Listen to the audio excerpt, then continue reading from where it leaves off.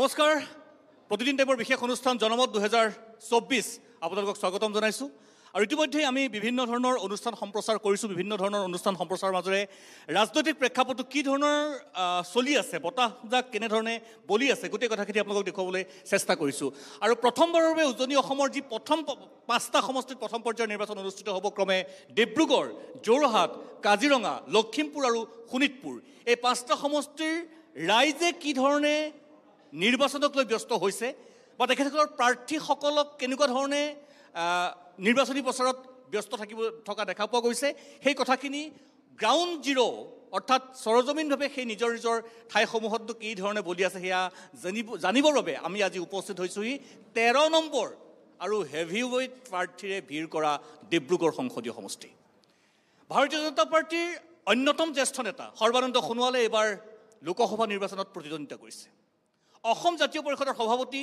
লুৰিণজ্যোতি গগৈয়ে প্ৰতিদ্বন্দ্বিতা কৰিছে মনোজ ধানোৱাৰ আম আদমি পাৰ্টীৰ এগৰাকী জ্যেষ্ঠ নেতা মনোজ ধানোৱাৰে প্ৰতিদ্বন্দ্বিতা কৰিছে ডিব্ৰুগড় সংসদীয় সমষ্টিত আৰু এই তিনিগৰাকী প্ৰাৰ্থীৰ মাজতেই যুঁজখন সীমাবদ্ধ থাকিব বুলি ইতিমধ্যে বিভিন্ন চৰ্চা চলিছে বা সমীকৰণ বিভিন্ন ধৰণৰ ৰসায়ন সমীকৰণ চলি আছে আৰু এইখিনি কথাকে বিভিন্ন দল সংগঠন আচলতে কি পৰ্যায়ত ৰাজনীতি চলিছে য'ত সৰ্বানন্দ সোণোৱাল প্ৰাৰ্থী য'ত লুৰিণজ্যোতি গগৈ প্ৰাৰ্থী য'ত মনোজ ধানোৱাৰ প্ৰাৰ্থী তাত কি ইছ্যুৱে বিৰাজ কৰিছে কি ধৰণৰ সমস্যাসমূহক লৈ ৰাইজ ব্যস্ত হৈছে জাতীয় দল সংগঠনে কি ধৰণৰ ভূমিকা গ্ৰহণ কৰিছে গোটেইখিনি স্পষ্ট ৰূপত জনাৰ আমি চেষ্টা চলাম মঞ্চত আপোনালোকে দেখা পাইছে তিনিগৰাকী প্ৰতিনিধি সৰ্বানন্দ সোণোৱালৰ হৈ দুলীয়াজানৰ বিধায়ক তেৰছ গোৱালা ডাঙৰীয়া আপোনাক স্বাগতম জনাইছোঁ লুৰিণজ্যোতি গগৈৰ হৈ চিত্তৰঞ্জন বসুমতাৰী আপোনাক স্বাগতম জনাইছোঁ আৰু মনোজ ধানোৱাৰৰ হৈ লক্ষ্মীকান্ত দুবে আম আদমি পাৰ্টীৰ জ্যেষ্ঠ নেতা আপোনালোকক স্বাগতম জনাইছোঁ সন্মুখত সমৰ্থকসকল আৰু আমি যদি এই দুকাষটো চাওঁ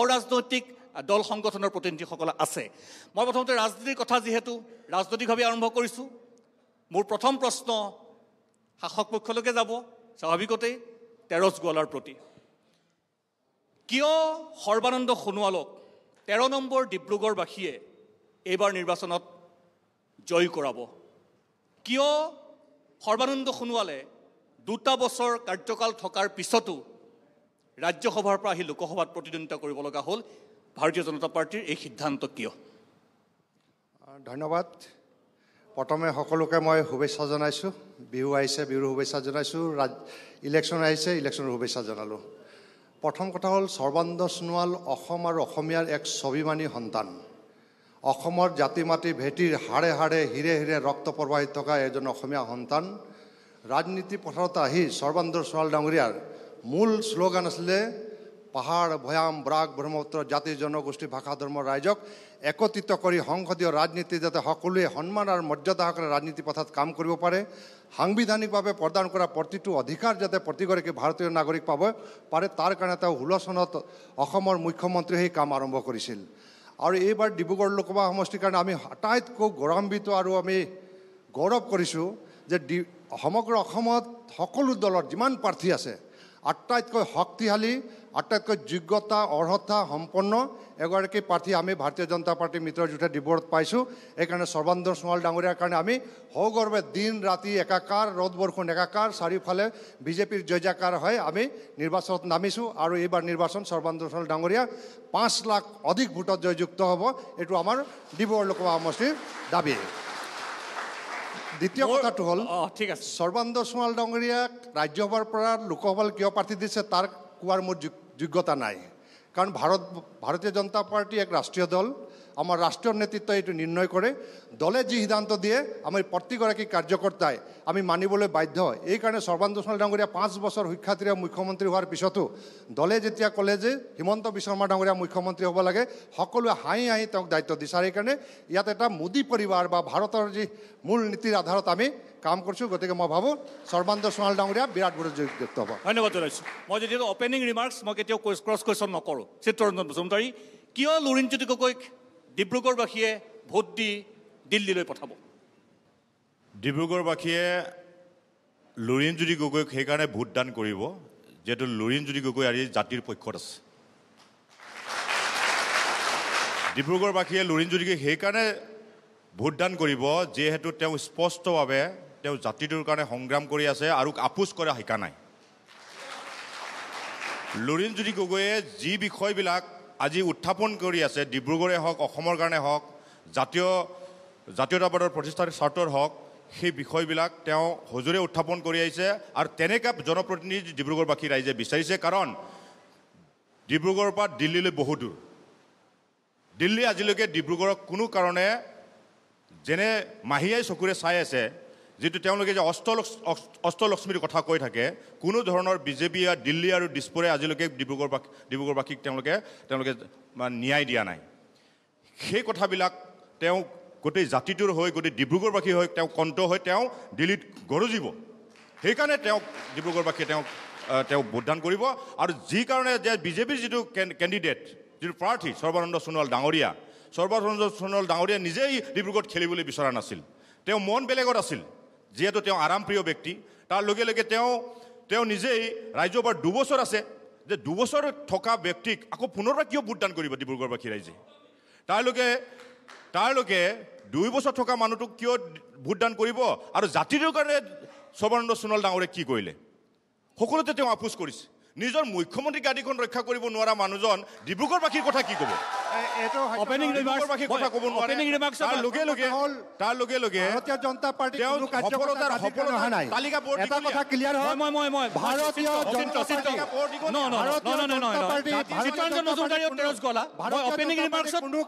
ক্ষমতাৰ কাৰণে অহা নাই, চকীৰ কাৰণে অহা নাই, সকলো ত্যাগ মনোভাৱ জনতা পাৰ্টি সকলো সময়ত ত্যাগ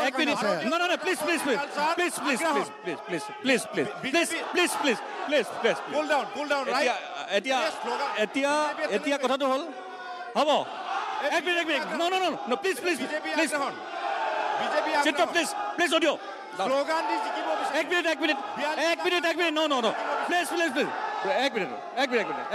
ৰ'ব ভাৰত মাতা কি জয় হ'ব, ভাৰত মাতা কি জয়। এক minute please opening remarks please এক মিনিট মই এজেপিৰ প্ৰতিনিধি চিত্ৰঞ্জন মুছুদাৰী, মই কুৱেশ্যন কৰিম। ক্ৰছ কুৱেশ্যন মোৰো বহুত আছে, 2জনলৈকে আছে cross question. Laxmikanta Dubey opening ৰিমাৰ্কছত মই ক্ৰছ কুৱেশ্যন কৰিব খোজা নাই, মই 2জন প্ৰাৰ্থীলৈ মোৰ ক্ৰছ কুৱেশ্যন বহুত আছে। আৰু বিশেষকৈ জাতীয় দল সংগঠনৰ বহুত সুধিব লগা আছে। লক্ষ্মীকান্ত দুবে কিয় মনোজ ধানোৱাৰক সন্মানীয় ডিব্ৰুগড়বাসীয়ে নিৰ্বাচিত কৰিব? প্ৰথমতে প্ৰতিদিন টাইমক মই ধন্যবাদ জনাইছোঁ এই অনুষ্ঠানটো আয়োজন কৰাৰ বাবে। আম আদমি পাৰ্টিৰ প্ৰথম কথাটোৱে হৈছে যে আমি ডেভেলপমেণ্টৰ ৰাজনীতি কৰোঁ, আৰু ডেভেলপমেণ্টৰ মানে কামৰ ৰাজনীতি। গতিকে যিখিনি কামৰ ৰাজনীতি আমি পঞ্জাৱ আৰু দিল্লীত কৰিছোঁ, সেইখিনি ৰাজনীতি ডিব্ৰুগড়বাসীৰ পোৱা তেওঁলোকে যোগ্য বুলি আমি ভাবোঁ। যোৱা 10 বছৰে ৰামেশ্বৰ তেলী ডাঙৰীয়াই যিখিনি কাম কৰিব নোৱাৰিলে, সেইখিনি কাম ডেফিনেটলি মনোজ ধানোৱাৰ ডাঙৰীয়াই কৰিব। কাৰণ আজি যদি ৰামেশ্বৰ তেলী ডাঙৰীয়া যদি যোগ্য হ'লহেঁতেন, তেতিয়াহ'লে তেওঁক আজি ইয়াৰ পৰা খেদি নপঠিয়ালেহেঁতেন বিজেপিয়ে। আজি সৰ্বানন্দ সোণোৱাল এজন জ্যেষ্ঠ মন্ত্ৰীক তেওঁলোকে ইয়াত নমাবলৈ বাধ্য নহ'লহেঁতেন। গতিকে প্ৰথম কথাটো হ'ল যে ভাৰতীয় জনতা পাৰ্টীৰ ডেম'ক্ৰেচিৰ কাৰণে এটা বহুত ডাঙৰ বিপদ। এইটো কাৰণে বিপদ মনে মনে থাকক, আপোনাৰ ডিষ্টাৰ্ব কৰা নাছিলে। গতিকে প্ৰথম কথাটো হ'ল যে ভাৰতীয় জনতা পাৰ্টী গণতন্ত্ৰক ধ্বংস কৰিবলৈ গৈ আছে। তাৰ মই 4টা উদাহৰণ দিবলৈ গৈছোঁ। মই 4টা উদাহৰণ দিবলৈ গৈ আছোঁ। প্ৰথম উদাহৰণ হৈছে ভাৰতীয় জনতা পাৰ্টীয়ে ইলেকশ্যন কমিশ্যনক যিটো প্ৰকাৰে নিৰ্বাচিত কৰিব লাগে, সেই নিৰ্বাচিত কৰাত চিফ জাষ্টিছ অফ ইণ্ডিয়াৰ যিটো তেওঁৰ দৰকাৰ আছিলে, চিফ জাষ্টিছ অফ ইণ্ডিয়াক তেওঁ তাৰ পৰা আঁতৰাই পঠিয়াইছে।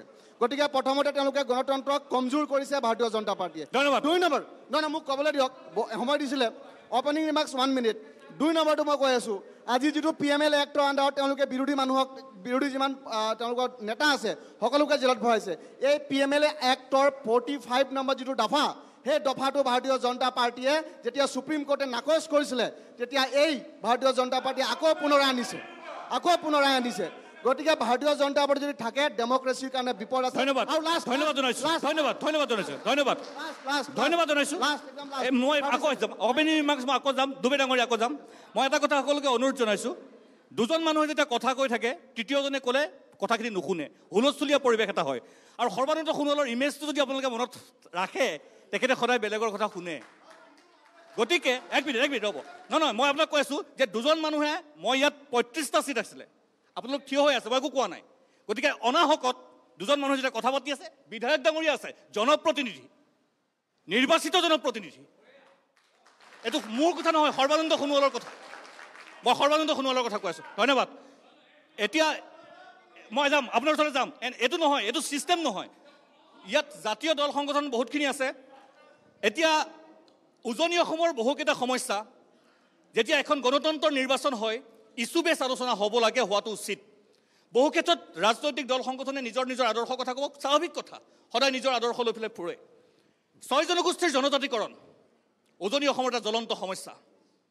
দীৰ্ঘদিন ধৰি কি কংগ্ৰেছ, কি বিজেপি, কি অসম গণ পৰিষদ, কি অন্যান্য 6 জনগোষ্ঠীৰ জনজাতিকৰণ কেৱল নিৰ্বাচনী এটা টোপ হৈ থাকিল। চাহ শ্ৰমিকৰ মজুৰি বৃদ্ধি শ্লোগান হৈ থাকিল। অসম চুক্তিৰ 6 নম্বৰ দফা শ্লোগান হৈ থাকিল। দাড়ি কমা নোহোৱাকৈ সদনত গৃহমন্ত্ৰীয়ে কৈছিল অসম চুক্তিৰ 6 নম্বৰ দফা কাৰ্যকৰী কৰিম, কৰা নহ'ল। কিন্তু আটাইতকৈ ডাঙৰ কথা, এই ইছ্যুসমূহ আজিৰ দিনটোত ৰাজনৈতিক বা অৰাজনৈতিক দলসমূহে যিদৰে উত্থাপন কৰিব লাগিছিল, দেখা পোৱা নাই। এই আমাৰো দুৰ্ভাগ্য। আপোনাৰ ওচৰলৈ আহিছোঁ উমানন্দ বৰা। আমাৰ জাতীয় সংগঠনৰ লগত আছোঁ, জিলা সমিতি তিনিচুকীয়াৰ সভাপতি দায়িত্বত আছোঁ ছাত্ৰ মুক্তিৰ। আমি সদায় এই ইছ্যু বেছ পলিটিক্সটোত কোনোবাখিনিত জড়িত হৈ পৰিছোঁ। যদিও ভোটৰ ৰাজনীতিত নাই, তথাপিও সদায় আমি ইছ্যুবিলাকৰ সৈতে সংপৃক্ত হৈ আছোঁ, জড়িত হৈ পৰিছোঁ। আৰু আমাক চৰকাৰখনে জড়িত কৰাই পেলাইছে। আমি নিজে নিজে জড়িত হৈ পৰা নাই, আমাক জড়িত কৰাই পেলোৱা হৈছে। আপুনি যিটো কথা কৈছে যে আমি নিজেই উমানন্দ মুদৈ মৰাণ বুলি যেতিয়া চিনাকিটো কৰি দিছে, মই মৰাণ জনগোষ্ঠীৰ এটা ল'ৰা, এইটো ফাৰ্ষ্ট চিনাকি। অসমীয়া ল'ৰা সমান্তৰালভাৱে মৰাণ জনগোষ্ঠীৰ এটা ল'ৰা। তাৰ কাষতে আপুনি জানে যে এই অঞ্চলটোত যিকেইটা জনগোষ্ঠীৰ STৰ কথা বতৰাবিলাক আহি আছে, আটাইকেইটা জনগোষ্ঠীক 14 চনৰ পৰা বিজেপি চৰকাৰৰ এটা মূল ইছ্যু আছিলে। ইয়াতে মোদীয়ে আহি যেতিয়া জয় আই অসমেৰে ভাষণ আৰম্ভ কৰিছিলে, তাৰপিছতে তৃতীয় চতুৰ্থতে চাগে মূল ইছ্যুটোৱে আছিলে ইয়াতে 6 জনগোষ্ঠীক একদম দাড়ি কমা নোহোৱাকৈ তেওঁলোকে জনজাতিকৰণ দিবই। কিন্তু তেওঁলোকৰ এই 14ৰ পৰা 24ৰ পৰিক্ৰমাটোত এটা দশক এতিয়ালৈকে কোনো এটা জাতি জনগোষ্ঠীয়ে যিটো STৰ মৰ্যাদা পাব লাগে নাপালে। এই কথা বতৰাবিলাক আমি আহ্বান জনাম, 6 জনগোষ্ঠীলৈকে আহ্বান জনাম। জাতীয় সংগঠনৰ নেতৃত্বত থকা হিচাপে তেওঁলোকে ইয়াৰ উচিত প্ৰত্যুত্তৰটো দিয়াটো উচিত হ'ব। কিয়নো এটা দশকত যেতিয়ালৈকে ST দিব নোৱাৰিলে, আহিব লগা সময়খিনি দিব পাৰিবনে নাই, এই কুৱেশ্যন মাৰ্কটো বহুত ডাঙৰকৈ দিয়াটো খুব জৰুৰী হৈ পৰিছে। এই কথাটোত আমি একদম চকু দি আছোঁ আৰু ইয়াৰ ওপৰত আমি আহ্বান জনাম প্ৰতিটো ST বিচাৰি থকা জনগোষ্ঠীক যে ইয়াৰ উত্তৰটো দিয়াটো উচিত হ'ব। সমান্তৰালভাৱে চাহৰ কথাটো ওলাইছে, চাহৰ কথাটো ক'ব লাগিব। আজিৰ পৰা চাহ বাগিচাবিলাক বন্ধ, চাহপাত ক্ষুদ্ৰ চাহ বাগিচাবিলাক আজিৰ পৰা বন্ধ। এই কথা বতৰাবিলাক চাহ বাগিচাৰ ইছ্যুটো কিন্তু আমাতকৈও বেছি জনা দেখায় বিজেপি মহলে। আজিৰ তাৰিখত যিজন MLA আছে, তেওঁ চাহ জনগোষ্ঠীক ৰিপ্ৰেজেণ্ট কৰে। তেওঁ মোতকৈ চাগে 5টা কথা যদি মই জানো, মোতকৈ চাগে 8টা কথা তেওঁ চাহ জনগোষ্ঠীৰ বিষয়ে গম পাব। গম পাইছেনে? এই মুহূৰ্তত চাহ বাগিচা, ক্ষুদ্ৰ চাহ বাগিচাবিলাক আজিৰ তাৰিখত গোটেই ডিব্ৰুগড় সমষ্টিটোত চাই পাকে পকাৰে প্ৰায় 11 লাখ মানুহ জড়িত হৈছে। সেয়া চাহ বাগিচাৰ মালিক হিচাপে, সেয়া চাহ বাগিচাত কাম কৰা লোক হিচাপে, সেয়া লাগিলে মহৰী, মেনেজাৰ, সেই গাড়ীখনৰ হেণ্ডিমেন, সেই ড্ৰাইভাৰ, এনেকৈ কৰি পিনি প্ৰায় 11 লাখ মানুহ জড়িত হৈ থকা বুলি পিনি অনুমানিকভাৱে ক্ষুদ্ৰ চাহ খেতিখন তাকে ক'ব বিচাৰে। এনে ক্ষেত্ৰত 1 সপ্তাহ চাহ বাগিচা বন্ধ হৈছে কিয়? কেৱল এই যে কিবা লেব টেষ্টিঙৰ নামত এটা অদৰকাৰী কাৰবাৰ এটা কৰি পেলাইছে। ঠিক আছে, এইটো দৰকাৰী কাৰবাৰ। তেতিয়াহ'লে তেওঁলোকে কিয় যিকেইটা যে লুফছ বুলি দৰৱটো যে বন্ধ কৰি দিছে, তেওঁলোকে এই দৰৱটোৰ কোম্পানীটো কিয় বন্ধ কৰি নিদিয়ে? এই কোম্পানীটো তেওঁলোকে বন্ধ নকৰে আৰু আমাৰ সেই থলগুৰি অঞ্চলকেইটাত থকা এই দোকানৰ পৰা লুফছ কিনিব নোৱাৰিব। লুফছ যদি তাত ব্যৱহাৰ কৰে, তেতিয়াহ'লে সেই চাহপাতটোক ফেক্টৰীত নল'ব।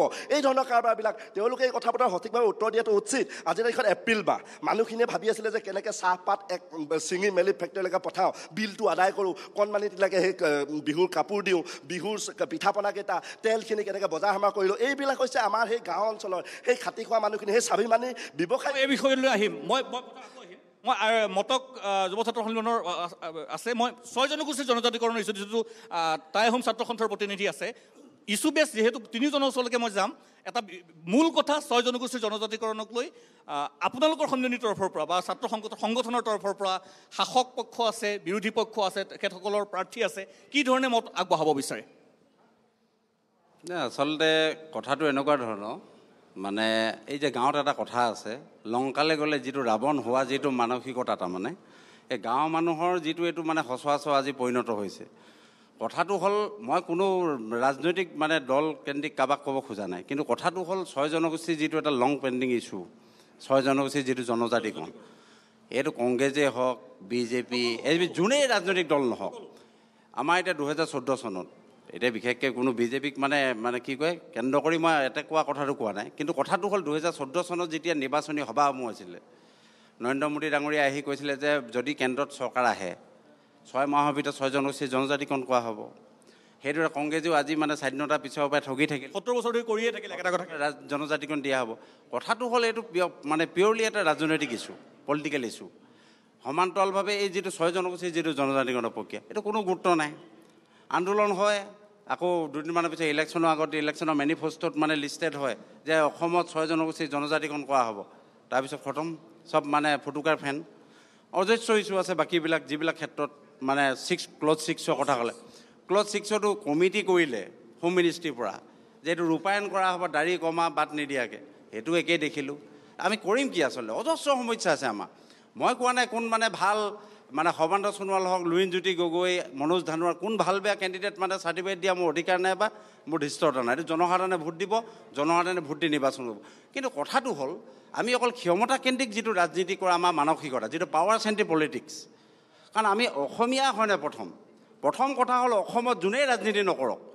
অসমীয়াবাদ থাকিব লাগিব অসমীয়াবাদ প্ৰতিষ্ঠা কৰিব পাৰিব লাগিব আৰু তেনেকুৱা নেতা আমাক লাগিব যদি অসমীয়াবাদ প্ৰতিষ্ঠা কৰিব নোৱাৰা কোনোবা নেতা আছে কোনোবাই যদি ভাবে ৰাষ্ট্ৰীয় ৰাজনৈতিক দল হওক আঞ্চলিক ৰাজনৈতিক যিয়ে দলৰ নহওক দিল্লীত অকল সংসদত চিঞৰাটোৱে কথা নহয় কথাটো হ'ল মানে মানসিকতাটো কি বা জাতিটোৰ প্ৰতি দায়বদ্ধতা কিমান জাতীয় দায়বদ্ধতা কাৰণ জাতীয় দায়বদ্ধতা আমি বহুত ক্ষেত্ৰত বহুতৰ মানে প্ৰমাণ পাই থৈছোঁ জাতীয় দায়বদ্ধতা কোন সময়ত কেনেকুৱা আছিলে কোন সময়ত গৈ কেনেকুৱা হ'ল কাৰো ব্যক্তি বিশেষ কোনো প্ৰাৰ্থী বিশেষ কথা কোৱা মানে ধৃষ্টতা মোৰ নাই কিন্তু কথা হ'ল অসমীয়াবাদ প্ৰতিষ্ঠা হ'ব লাগিব ক্ষুদ্ৰ ক্ষুদ্ৰ জাতি জনগোষ্ঠীসমূহ যিবোৰ অভাৱ অভিযোগ আছে আজি আমাৰ মূল সমস্যা যিটো আলফা সমস্যাটো আজি আলফা এটা ফ্ৰেকশ্যন এতিয়াও আছে এটা ফ্ৰেকশ্যন ওলাই আহিলে ডিছকাশ্যন হ'ল কিন্তু গোটেই সমস্যাটো আমি নতুন প্ৰজন্ম গৈ থকা খবৰ পাই থাকোঁ কিন্তু গোটেই সমস্যাটো মানে সমাধান কৰাৰ ক্ষেত্ৰত কোনটো ৰাজনৈতিক দলে আগভাগ ল'লে আল্টিমেটলি আমাৰ ভাই ককাইবিলাকে মৰি আছে গতিকে গোটেই বিষয়বিলাক হ'ল যে ৰাজনৈতিক দলবিলাকৰ দৃষ্টিভংগীটো মানে আজিৰ তাৰিখত নতুন প্ৰজন্ম আজি উঠি আহিছে চব লিখা পঢ়া সকলোৱে ছ'চিয়েল মিডিয়াত থাকে ভোটটো সকলোৱে বিবেক ভোট কৰিব কোনে কাক ভোট দিব এইটো বেলেগ কথা জনসাধাৰণে ঠিক আছে মই আকৌ আপোনাৰ ওচৰলৈ আহিছোঁ তাৰপিছতে মই পেনেললৈ যাম মই প্ৰথমতে কৈছোঁ যে মূল ইছ্যুটো মই প্ৰথম 6 জনগোষ্ঠীৰ পৰা আৰম্ভ কৰিব বিচাৰিছোঁ তাত টাই আহোম সকলো এটা বিশেষ অংশ আছে বা দাবী জনাই আহিছে তেৰজ গোৱালা ডাঙৰীয়াই উত্তৰ দিব চিত্ৰ বসুমতাৰী ডাঙৰীয়া বা ডুবে ডাঙৰীয়াই ক'ব আপোনালোকৰ ফালৰ পৰা তেখেতসকলৰ প্ৰতি কি আহ্বান থাকিব পোনপ্ৰথমে প্ৰতিদিন টাইমক আপোনালোকক ধন্যবাদ জ্ঞাপন কৰিছোঁ ডিব্ৰুগড় চহৰত এনেকুৱা ধৰণৰ জনমতৰ এটা অনুষ্ঠান কৰাৰ বাবে মই বিশেষ নকওঁ জনজাতিকৰণৰ বিষয়টো এটা হ'ল ফুটবলৰ দৰে হৈছে আচলতে চিকুটি যেনেকৈ লাওটো বুঢ়া কৰে জনজাতিকৰণ বিষয়টো তেনেকুৱা হৈ গৈছে মই পোনপটীয়া কেইটামান প্ৰশ্ন আমাৰ যিহেতু আমাৰ শাসক পক্ষ আছে মই তেখেতসকলক মই প্ৰশ্ন সুধিব বিচাৰিছোঁ আৰু প্ৰাৰ্থীগৰাকীকো মই 3টা প্ৰশ্ন সুধিম আৰু তেখেতসকলৰ যি দল আছে দলকো মই 3টা প্ৰশ্ন কৰিব বিচাৰিছোঁ যে আমি সকলোৱে জানো যে উজনি অসমত টাই আহোম জনগোষ্ঠীৰ এটা বৃহৎ অংশ আমি আপোনালোকক নিৰ্ণায়ক ভূমিকা পালন কৰোঁ দেখা গৈছে যে আমাৰ নিৰ্বাচনী ইছ্যুটো কি আছিলে প্ৰথম আমাৰ যেতিয়া বিজেপি ইয়াত আহিছিলে জনজাতিকৰণ দিম কৈছিলে 6 মাহৰ ভিতৰত সেইটো কি পৰ্যায়ত আছে এতিয়ালৈকে দিয়া নাই কিয় তেখেতসকলে কোনখন মুখ লৈ আজি ইয়াত ভোট ল'বলৈ আহিছে যদি জনজাতিকৰণৰ ক্ষেত্ৰত তেখেতসকলৰ এতিয়ালৈকে ভূমিকা নাই 2014 পৰা আজি এইটো নিৰ্বাচন পালেহি জনজাতিকৰণৰ ক্ষেত্ৰত তেখেতসকলে অকল ফুটবলৰ দৰে নচুৱাই ফুৰিছে আমাক আমাৰ জনজাতীয় আমাৰ যি জনগোষ্ঠী কি আৱেগক তেখেতসকলে কি ভূমিকা পালন কৰিছে আৱেগক লৈ হেতালি খেলিছে মই আহ্বান জনাম আমাৰ জনগোষ্ঠীয় যিসকল লোক আছে তেখেতসকলে সেই দলটোৰ পৰা ওলাই আহক প্ৰথম কথা তাৰপিছত কথা হ'ল দ্বিতীয় প্ৰশ্নটো হৈছে মোৰ আপোনালোকে দল হিচাপে কৈছে যে বিদেশী খেদাম আমাৰ জাতীয় নায়ক তেখেতক আমি বহুত সুবিধা দিলোঁ তেখেতক বিদেশী খেদাম বুলি কৈছিলে এই দলটোৱে কালিপক্ষী কি কৰিলে আমাৰ কাই আনিলে সেইকাৰণে আমি এই দলটোক আমি কোনো পধ্যে বিশ্বাস নকৰোঁ চমুকে কওক আৰু এটা হ'ল তেখেতসকলে এতিয়া মই আমাৰ সৰ্বানন্দ সোণোৱালৰ যি ভূমিকা তেখেতসকলে আগুৱাইছে আমি সকলো মানুহে উজনি অসম বুলি নহয় গোটেই অসমৰ সৰ্ব পৰ্যায়ৰ মানুহে গোটেই আকাল অবাল বৃদ্ধাৰ পৰা সকলোৱে কি কৰিছিলে তেখেতক ভোট দিছিলে তেখেতকৰ মুখখনলৈ চাই পিনি কিন্তু সেই বিশ্বাসঘাতকতা তেখেতে কৰিলে তেখেতক আমি সৰ্বোচ্চ দিলোঁ ডিব্ৰুগড় ৰাইজে কি দিয়া নাই অসমৰ ৰাইজে কি দিয়া নাই তেখেতক মুখ্যমন্ত্ৰীৰ নিচিনা পদমৰ্যাদা দিলোঁ তেখেতে কেন্দ্ৰীয় মন্ত্ৰী হ'ল তেখেতে সাংসদ হ'ল তাৰপিছত আমাৰ বিধায়ক হ'ল বিভিন্ন অঞ্চলৰ পৰা অসমৰ তেখেতক আমি সকলো মৰম যাচি দিলোঁ তাৰপিছত আমাক কি দিলে বিদেশী অহা আইনখন তেখেতে গোপনে তেখেতে স্বীকাৰ কৰিলে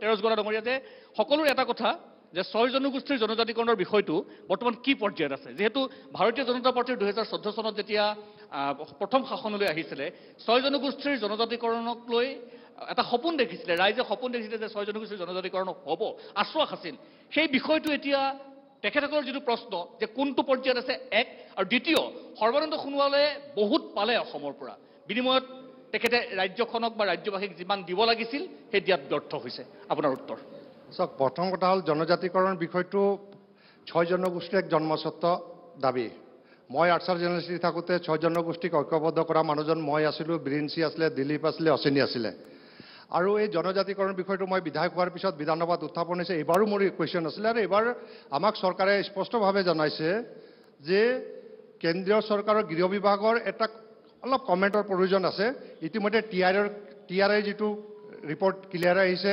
আপোনাৰ অৰিজিনাল ৰিপৰ্ট ঠিকে আহিছে কেৱল অকণমান গৃহ বিভাগৰ কিবা এটা বিবেচনা দিন আছে মই ভাবোঁ এইটো হৈ যাব 10 বছৰ হৈ গ'ল নাই শুনক এনেকৈ কথা নহয় যে বজাৰত কিবা বস্তু পাই গ'লে পইচা দিলেও পাই যাম জনজাতিকৰণ কৰাৰ লগে লগে এক্সিষ্টিং ট্ৰাইবেলে কি ক'ব এক্সিষ্টিং ট্ৰাইবেলৰ চেণ্টিমেণ্টটো আমি মানিম নামানিম তেওঁলোকৰ 15.5% যদি আমি এইখিনি ইনক্লুড হওঁ তেওঁলোকৰ কি হ'ব তেওঁলোকে এটা নতুন প্ৰতিবাদ হ'ব দ্বিতীয়টো হ'ল এতিয়া আমাৰ চৰকাৰখনে কৈ আছে মুখ্যমন্ত্ৰী আমাৰ সৰ্বানন্দ সোণোৱাল ডাঙৰীয়াই এইটো কথা কৈছে যে আমি অবিচিৰ পৰা যিহেতু এই কমিউনিটিখিনি ইয়াত আহিব গতিকে অবিচিৰ পৰা এটা পাৰ্চেণ্টেজ আমি ইয়াত আনিব পাৰোঁ নেকি এই গোটেই সাংবিধানিক প্ৰক্ৰিয়াখিনি তাত চলি আছে গতিকে মই ভাবোঁ জনজাতিকৰণ বিষয়টো এটা অসম আৰু অসমীয়াৰ অস্তিত্ব ৰক্ষাৰ কাৰণে এটা অন্যতম এটা আধাৰ এই আধাৰটো আমি চবেই মানো আৰু যিকোনো জাতীয় সংগঠন বা জনগোষ্ঠীয় সংগঠন এইটো ক'বই আৰু ময়ো কওঁ এইটো আমাৰ কাৰণে প্ৰয়োজন আছে দ্বিতীয় কথাটো হ'ল সৰ্বানন্দ সোণোৱাল ডাঙৰীয়া সম্পৰ্কে যিসকল কুৱেশ্যন আহিছে সৰ্বানন্দ সোণোৱাল ডাঙৰীয়া প্ৰথম অসমীয়া ব্যক্তি অসম আৰু অসমীয়াৰ প্ৰতি থকা তেওঁৰ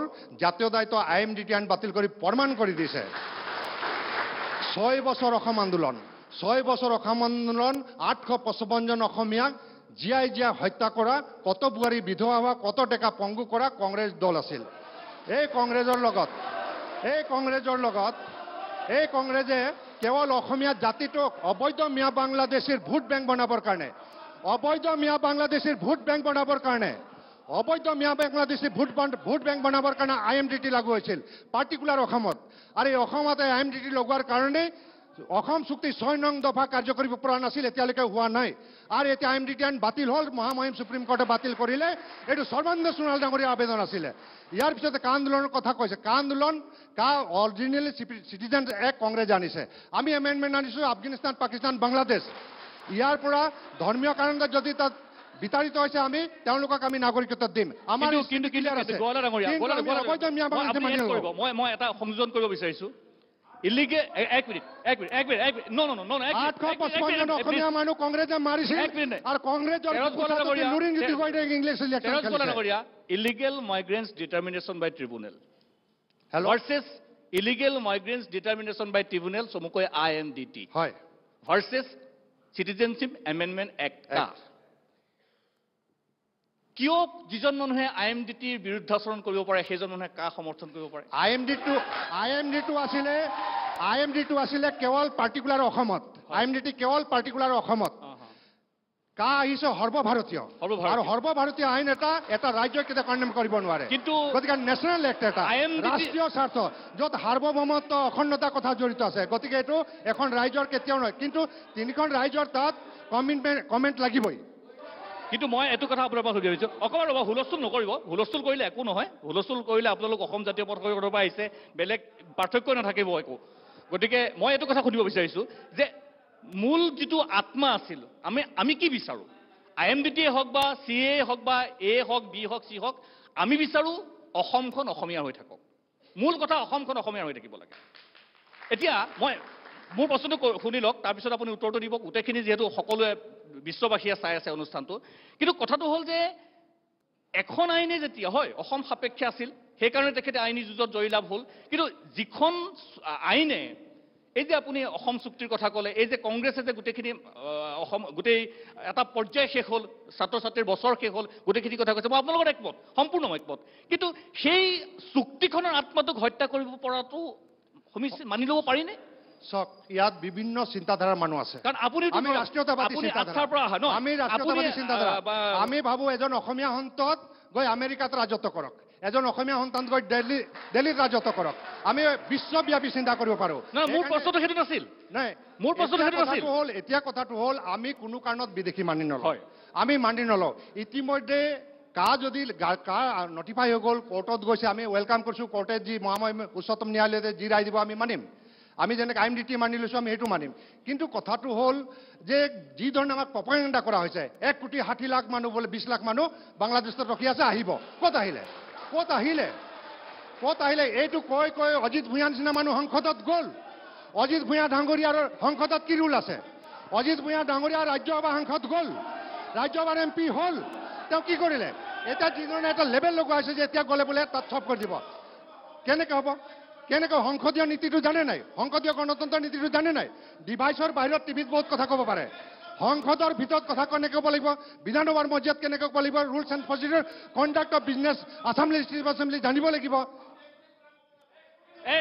এক মিনিট মই আপোনাৰ ওচৰলৈ যাম মই আপোনালোকৰ ওচৰলৈ যাম অসমীয়া মানুহক আৱেগত নি বিবেক বিক্ৰী নকৰাব আৱেগত নি অসমীয়া জাতিটোক আপোনালোকে বেক ফুটত লৈ গৈছে অন্ততঃ ভাৰতীয় জনতা পাৰ্টি এনেকুৱা দল আৰু চৰকাৰ যি অসমখনক ভাৰতবৰ্ষৰ বুকুত প্ৰতিষ্ঠা কৰিবলৈ গৈ আছে আৰু এইকাৰণে প্ৰতিটো বছৰত 3বাৰ 4বাৰ আমাৰ মন্ত্ৰী আহি আছে কেন্দ্ৰীয় মন্ত্ৰী আহিছে প্ৰধানমন্ত্ৰী আহি আছে অসম আৰু অসমীয়াৰ আৱেগ আৰু অনুভূতি দিল্লীত বিবেচনা হৈছে যাৰ কাৰণে চাৰিওফালে কেন্দ্ৰীয় চৰকাৰৰ আইন চলি আছে ধন্যবাদ জনাইছোঁ ধন্যবাদ চিত্তৰঞ্জন বসুমতাৰী মোৰ এতিয়া যিটো প্ৰশ্ন ৰাজ্যখনত উত্থাপন হৈ আছে যে কংগ্ৰেছৰ বকুচাত উঠি অসম জাতীয় পৰিষদৰ সভাপতি লুৰিণজ্যোতি গগৈয়ে নিৰ্বাচনী বৈতৰণি পাৰ হ'ব খুজিছে এক মিনিট মোৰ কথাখিনি শেষ হোৱা নাই বাইদেউ মোৰ কথাখিনি শেষ হোৱা নাই শেষ হ'ব দিয়ক প্ৰশ্নটো হ'ল অসম গণ পৰিষদেও কংগ্ৰেছৰ লগত মিত্ৰতা কৰিছে অসম গণ পৰিষদ দলেও কংগ্ৰেছৰ লগত কংগ্ৰেছৰ সমৰ্থনে বীৰেন্দ্ৰ প্ৰসাদ বৈশ্য লো তীখা মন্ত্ৰী হৈছিল মহিৰাম শইকীয়া কেন্দ্ৰীয় ৰাজ্যমন্ত্ৰী হৈছিল কিন্তু যিটো কণ্ঠই গোটেই জীৱনটো কংগ্ৰেছৰ বিৰুদ্ধাচৰণ কৰিলে এতিয়া কংগ্ৰেছৰ সমৰ্থনত মানি ল'বলৈ ৰাইজে সুবিধা পাইছে কি ইয়াক কেনেকৈ সম্ভৱ এয়াও সুবিধাবাদ নেকি ৰাইজে অলৰেডি মানি লৈছে কাৰণ বিজেপি উৎখাত কৰাৰ স্বাৰ্থত ৰাইজে প্ৰশ্ন কৰিছে কিন্তু ৰাইজে প্ৰশ্ন কৰা নাই ৰাইজে মানি লৈছে সেইকাৰণে এতিয়া শক্তিশালী হৈছে এতিয়া 15টা দলে কিয় ঐক্যবদ্ধ হৈছে ঐক্যবদ্ধহে হৈছোঁ আমি আদৰ্শ বেলেগ বেলেগ হৈও আমি কিয় ঐক্যবদ্ধ হৈছোঁ ঐক্যবদ্ধ সেইকাৰণে হৈছোঁ বিজেপি উৎখাত কৰিব লাগে বিজেপি হাৰিব লাগে তাৰ আগতে মই কেইটামান কথা আনি লওঁ মই কা আৰু IMDT আইনটো আহিম তাৰ আগত 6 জনগোষ্ঠীৰ কথা কৈ আছিলে মই এটা আচৰিত পাওঁ যে সৰ্বানন্দ সোণোৱালক আমি প্ৰথমতে এগৰাকী বিধায়ক বনাইছিলোঁ মৰাণৰ পৰা আধাতে তেওঁ এৰিবলৈ আকৌ সাংসদ হৈছিল প্ৰথম লখিমপুৰত জিকিছিল তাৰপিছত আকৌ 2000 যেতিয়া তেওঁ জাতীয় নায়ক হ'ল কেনেকৈ জাতীয় নায়ক হ'ল এইটো বিতংভাৱে মই নকওঁ IMDT আইন তেওঁ বাতিল কৰিছিলে নে কোনে কৰিছিল মই নকওঁ কিন্তু জাতীয় নায়কটো কিয় দিছিল ৰাইজে সেইটো আপোনালোকে সকলোৱে জানে যে সেই সময়ত জাতিটোৰ কাৰণে প্ৰয়োজন আছে সৰ্বানন্দ সোণোৱালৰ প্ৰতি কিবা আশা কৰিছিল সেইটো আপুনি সদৌ অসম ছাত্ৰ সন্থা আপোনাৰ মাতৃ সংগঠন সদৌ অসম ছাত্ৰ সন্থাৰ ঘোষণা কৰা হৈছিল সভাপতি আছিল তেওঁ কোনো ত্যাগ নাই ছাত্ৰ সন্থাটো তাৰ লগে লগে তেওঁ জাতীয় নায়ক কিয় হৈছিল সেই সময়ত জাতিটোৰ কাৰণে প্ৰয়োজন আছে সৰ্বানন্দ সোণোৱাল মুখত কিবা এটা দেখিছিল সেইকাৰণে তেখেতক সাংসদ বনাইছিল বিধায়ক বনাইছিল তাৰপিছত লগে লগে 2014 চন অহাৰ লগে লগে যেতিয়া মোদী আহিলে মোদীৰ ৱেব আহিলে মোদীৰ সময়ত তেওঁলোকে যিবিলাক কথা ক'লে যে 6 জনগোষ্ঠীৰ জনজাগৃতিকৰণ দিম অসম চুক্তি আখৰে আখৰে ৰূপায়ণ কৰিম এক্সপ্ৰেছ হাইৱে বনাম টুইন টাৱাৰ বনাম মই এটা প্ৰশ্ন সুধিবলৈ বিচাৰিছোঁ 6 জনজাতিসকলৰ আমাৰ প্ৰতিনিধিসকল আছে সন্মানীয় প্ৰতিনিধিসকল ৰ'ব বিজেপি কেৱল অভদ্ৰ নকৰিব আগ্ৰাহন নকৰিব গম পাইছেনে এই আগ্ৰাহন কৰা স্বভাৱটো আপোনালোকে এৰিব ৰাইজে উত্তৰ দিব আপোনালোকক ৰাইজে উত্তৰ দিব আপোনালোকে আগ্ৰাহন এই সিঙৰ বাখৰ আগ্ৰাহন শ্লোগানটো বাদ দিয়ক মই কথালৈ আহি আছোঁ 6 জনগোষ্ঠী কথাটো কোৱাৰ লগে লগে আপোনালোকে চিঙৰিছে অপমান নকৰিব এই চেঞ্চিটিভ বিষয় এইটো খুব চেঞ্চিটিভ বিষয় 6 জনজাতিকৰণ বিষয়টো 6 জনজাতিকৰণ বিষয়টো খুব চেঞ্চিটিভ বিষয় এইটোত আপোনালোকে অপমান নকৰিব মোক ক'ব দিয়ক মই তেওঁলোকৰ হৈ কথা ক'ব বিচাৰিছোঁ আপোনালোকে তেওঁলোকৰ কথাটো কোৱাৰ লগে লগে বাধা কিয় দিছে এওঁলোকৰ 6 জনজাতিকৰণ কথাটো কোৱাৰ লগে লগে বাধা কিয় দিছে আপোনালোকে শুনি লওক যেতিয়া তেওঁ প্ৰধানমন্ত্ৰী কেন্দ্ৰীয় মন্ত্ৰী বনালে নৰেন্দ্ৰ মোদীয়ে কি কৈছিল আপোনালোকে সকলোৱে জানে ভাইও বহনো से जनजाति को जनजातिकरण मर्यादा देंगे सिर्फ सर्बानंद सोनोवाल को जिताना है 16 मई के बाद विदेशी को भगाएंगे आसाम से এইবিলাক কথা কৈছিল এতিয়া কথাটো গল মই সৰ্বানন্দ সোণোৱালে কেন্দ্ৰীয় মন্ত্ৰী হোৱাৰ পাছত একবাৰ আলোচনালৈ মাতিছিলে জনগোষ্ঠী সংগঠনবিলাকক একবাৰ কেন্দ্ৰীয় মন্ত্ৰী হৈ থাকোঁতে তেওঁ গৃহমন্ত্ৰী বা প্ৰধানমন্ত্ৰীৰ ওচৰত একবাৰ লৈ যাব পাৰিছেনে বাৰু? বাদ দিলোঁ। কেন্দ্ৰীয় মন্ত্ৰী হৈ থাকোঁতে তেওঁ সময় নাপালে আৰু আহুৰি নাপালে মুখ্যমন্ত্ৰী পাতিলে। মই এটা কথা পুনৰবাৰ মুখ্যমন্ত্ৰী পাতিলে। ৰ'ব দাদা অকল শুনক মই আপোনাৰ 6 জনজাতিকৰণ কথা কোৱাৰ লগে লগে কিয় আপোনালোকে বাধা দিয়ে? আপোনাৰ ওচৰতে কিয় বাধা দিয়ে? 6 জনজাতিকৰণ কথা কোৱাৰ লগে লগে কিয় বাধা দিয়ে আপোনালোকে? ভয় খাইছে 42 লাখ 5 লাখত জিকা মানুহ ইমান কিয় ভয় খাইছে? 6 জনজাতিৰ কথা ক'বলৈ দিয়ক। 6 জনজাতিকৰণৰ কথা ক'বলৈ দিয়ক। 6 জনজাতিকৰণৰ কথাটো ক'বলৈ দিয়ক। 6 জনজাতিকৰণৰ কথাটো ক'বলৈ দিয়ক। অপমান নকৰিব 6 জনগোষ্ঠীক। 6 আহোম মৰাণ মটক কোচ ৰাজবংশীসকলক অপমান নকৰিব। 6 জনগোষ্ঠীক অপমান নকৰিব। 6 জনজাতিকৰণৰ কথা ক'ব লাগে আপোনাৰ।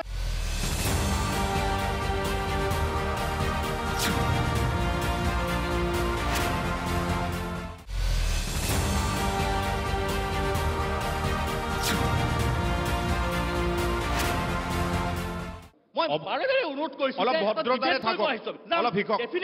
সৰ্বানন্দ সোণোৱালক অনন্তটো সন্মান কৰি যদি অলপমান ভদ্ৰতাৰে থাকক, এইটো মই অনুৰোধ জনাইছো প্ৰথমতে। কাৰণ 6 জনগোষ্ঠীৰ কথা ক'লে আপোনালোকে গৰ্জি উঠে, মানে অপমান কৰিছে আপোনালোকে। মোৰ শেষ কৰিব দিয়ক। 6 জনগোষ্ঠীৰ কাৰণে মই ক'লো তেওঁ কেন্দ্ৰীয় মন্ত্ৰী হ'ল, একবাৰো আলোচনালৈ নগ'ল, না তেওঁ গৃহমন্ত্ৰীক ক'লে না প্ৰধানমন্ত্ৰীৰ ওচৰত লৈ গ'ল। তাকো তেওঁক মুখ্যমন্ত্ৰী পাতিলোঁ। মুখ্যমন্ত্ৰী লোৱাৰ পাছতে একবাৰো তেওঁ টেবুলত মাতি পেলাই এটাও নটিফিকেশ্যন নাই। তাৰমানে 6 জনগোষ্ঠীক লৈ তেওঁলোকে ৰাজনীতি কৰি আছে। ইতিমধ্যে তেওঁলোকে নিজে কৈছে ৰাজনীতি হয়, ৰাজনীতিও কৈছে। তাৰমানে 6 জনগোষ্ঠীক লৈ ৰাজনীতি খেলি থকা সময় নেকি এইবিলাক? তেওঁলোকৰ আৱেগ অনুভূতিৰ লগত তেওঁলোকৰ জাতীয় যিটো স্বাভিমান, যিটো তেওঁলোকৰ ৰাজনীতিক অধিকাৰৰ কথা প্ৰশ্ন জড়িত হৈ আছে, যি সময়ত মৰাণ মটকত 15,000তকৈ অধিক যুৱকে প্ৰাণ হেৰাব লাগিছে সহস্ৰ সংগ্ৰামৰ নামত, সেইবিলাক ন্যায় কেতিয়া পাব? তেওঁলোকে কিমান হাজাৰ পৰিয়ালে আজি নিৰ্যাতিত হৈছে। আজি সৰ্বানন্দ সোণোৱালে কেতিয়াবা মাত দিছেনে? বাকী বাদ দিলোঁ, 6 জনগোষ্ঠীটো তেওঁ কেৰেবে নকৰে। তেওঁ মুখ্যমন্ত্ৰী হৈ থাকোঁতে একো নকৰিলে। এতিয়াতো কেবিনেট মন্ত্ৰী অন্ততঃ নৰেন্দ্ৰ মোদীৰ মানৱ পুত্ৰ। তেওঁ এতিয়া নৰেন্দ্ৰ মোদীৰ নামত ভোট খোজে, কিন্তু 6 জনগোষ্ঠীৰ কথাটো নৰেন্দ্ৰ মোদীৰ কাণে ক'ব নোৱাৰে। একবাৰত তেওঁ নৰেন্দ্ৰ মোদীৰ লগত আলোচনাত বহাব নোৱাৰে। বাদ দিলোঁ, ঠিক আছে, 6 জনগোষ্ঠীক বাদ দিলোঁ। সোণোৱাল কছাৰী স্বাস্থ্য শাখিত পৰিষদত বেয়াগম দুৰ্নীতি হৈ আছে। তেওঁ মুখ্যমন্ত্ৰী থকা সময়তে যদি সোণোৱাল জনগোষ্ঠী যদি তেওঁ ভালকৈ ভাবা হ'লে, তেওঁ অকণমান হ'লে 1 কোটি 2 কোটি 5 কোটি টকা বঢ়াব পাৰিলেহেঁতেন।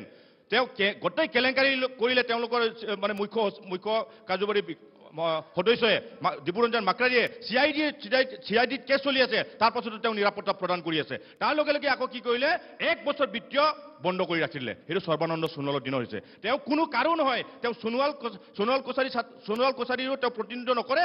তেওঁ 6 জনগোষ্ঠীক প্ৰতিনিধিত্ব নকৰে। অসমীয়া জাতীয় জীৱনক তেওঁ প্ৰতিনিধিত্ব নকৰে। এতিয়া অসমৰ পৰা চব ল'লে, তেওঁ বনাই ল'লে। মোৰ প্ৰশ্ন আছে, মই আহিম। তাৰপিছতে মই লক্ষীকান্ত দুবে, যে এইখিনি জ্বলন্ত সমস্যা, মই আৰু এটা সমস্যাৰ কথা দোহাৰিবলৈ বাকী আছে। ডিব্ৰুগড়ে প্ৰতি সময়তেই ভুগি অহা সমস্যাটো হ'ল যিটো খহনীয়া সমস্যা, গৰাখহনীয়া সমস্যা। ৰাজনৈতিকভাৱে কাৰোবাৰ লগত কাৰোবাৰ ডিমত থাকিব পাৰে, কিন্তু সমস্যাখিনিৰ পৰা আমি কেতিয়াও আঁতৰি যাব নোৱাৰোঁ। এটা সময় আছিল, এতিয়া ভাৰতীয় জনতা পাৰ্টীৰ যিসকল কৰ্মকৰ্তা আছে, ভাৰতীয় জনতা পাৰ্টী এটা আদৰ্শ লৈ পেলাই আগবাঢ়ি আছিল।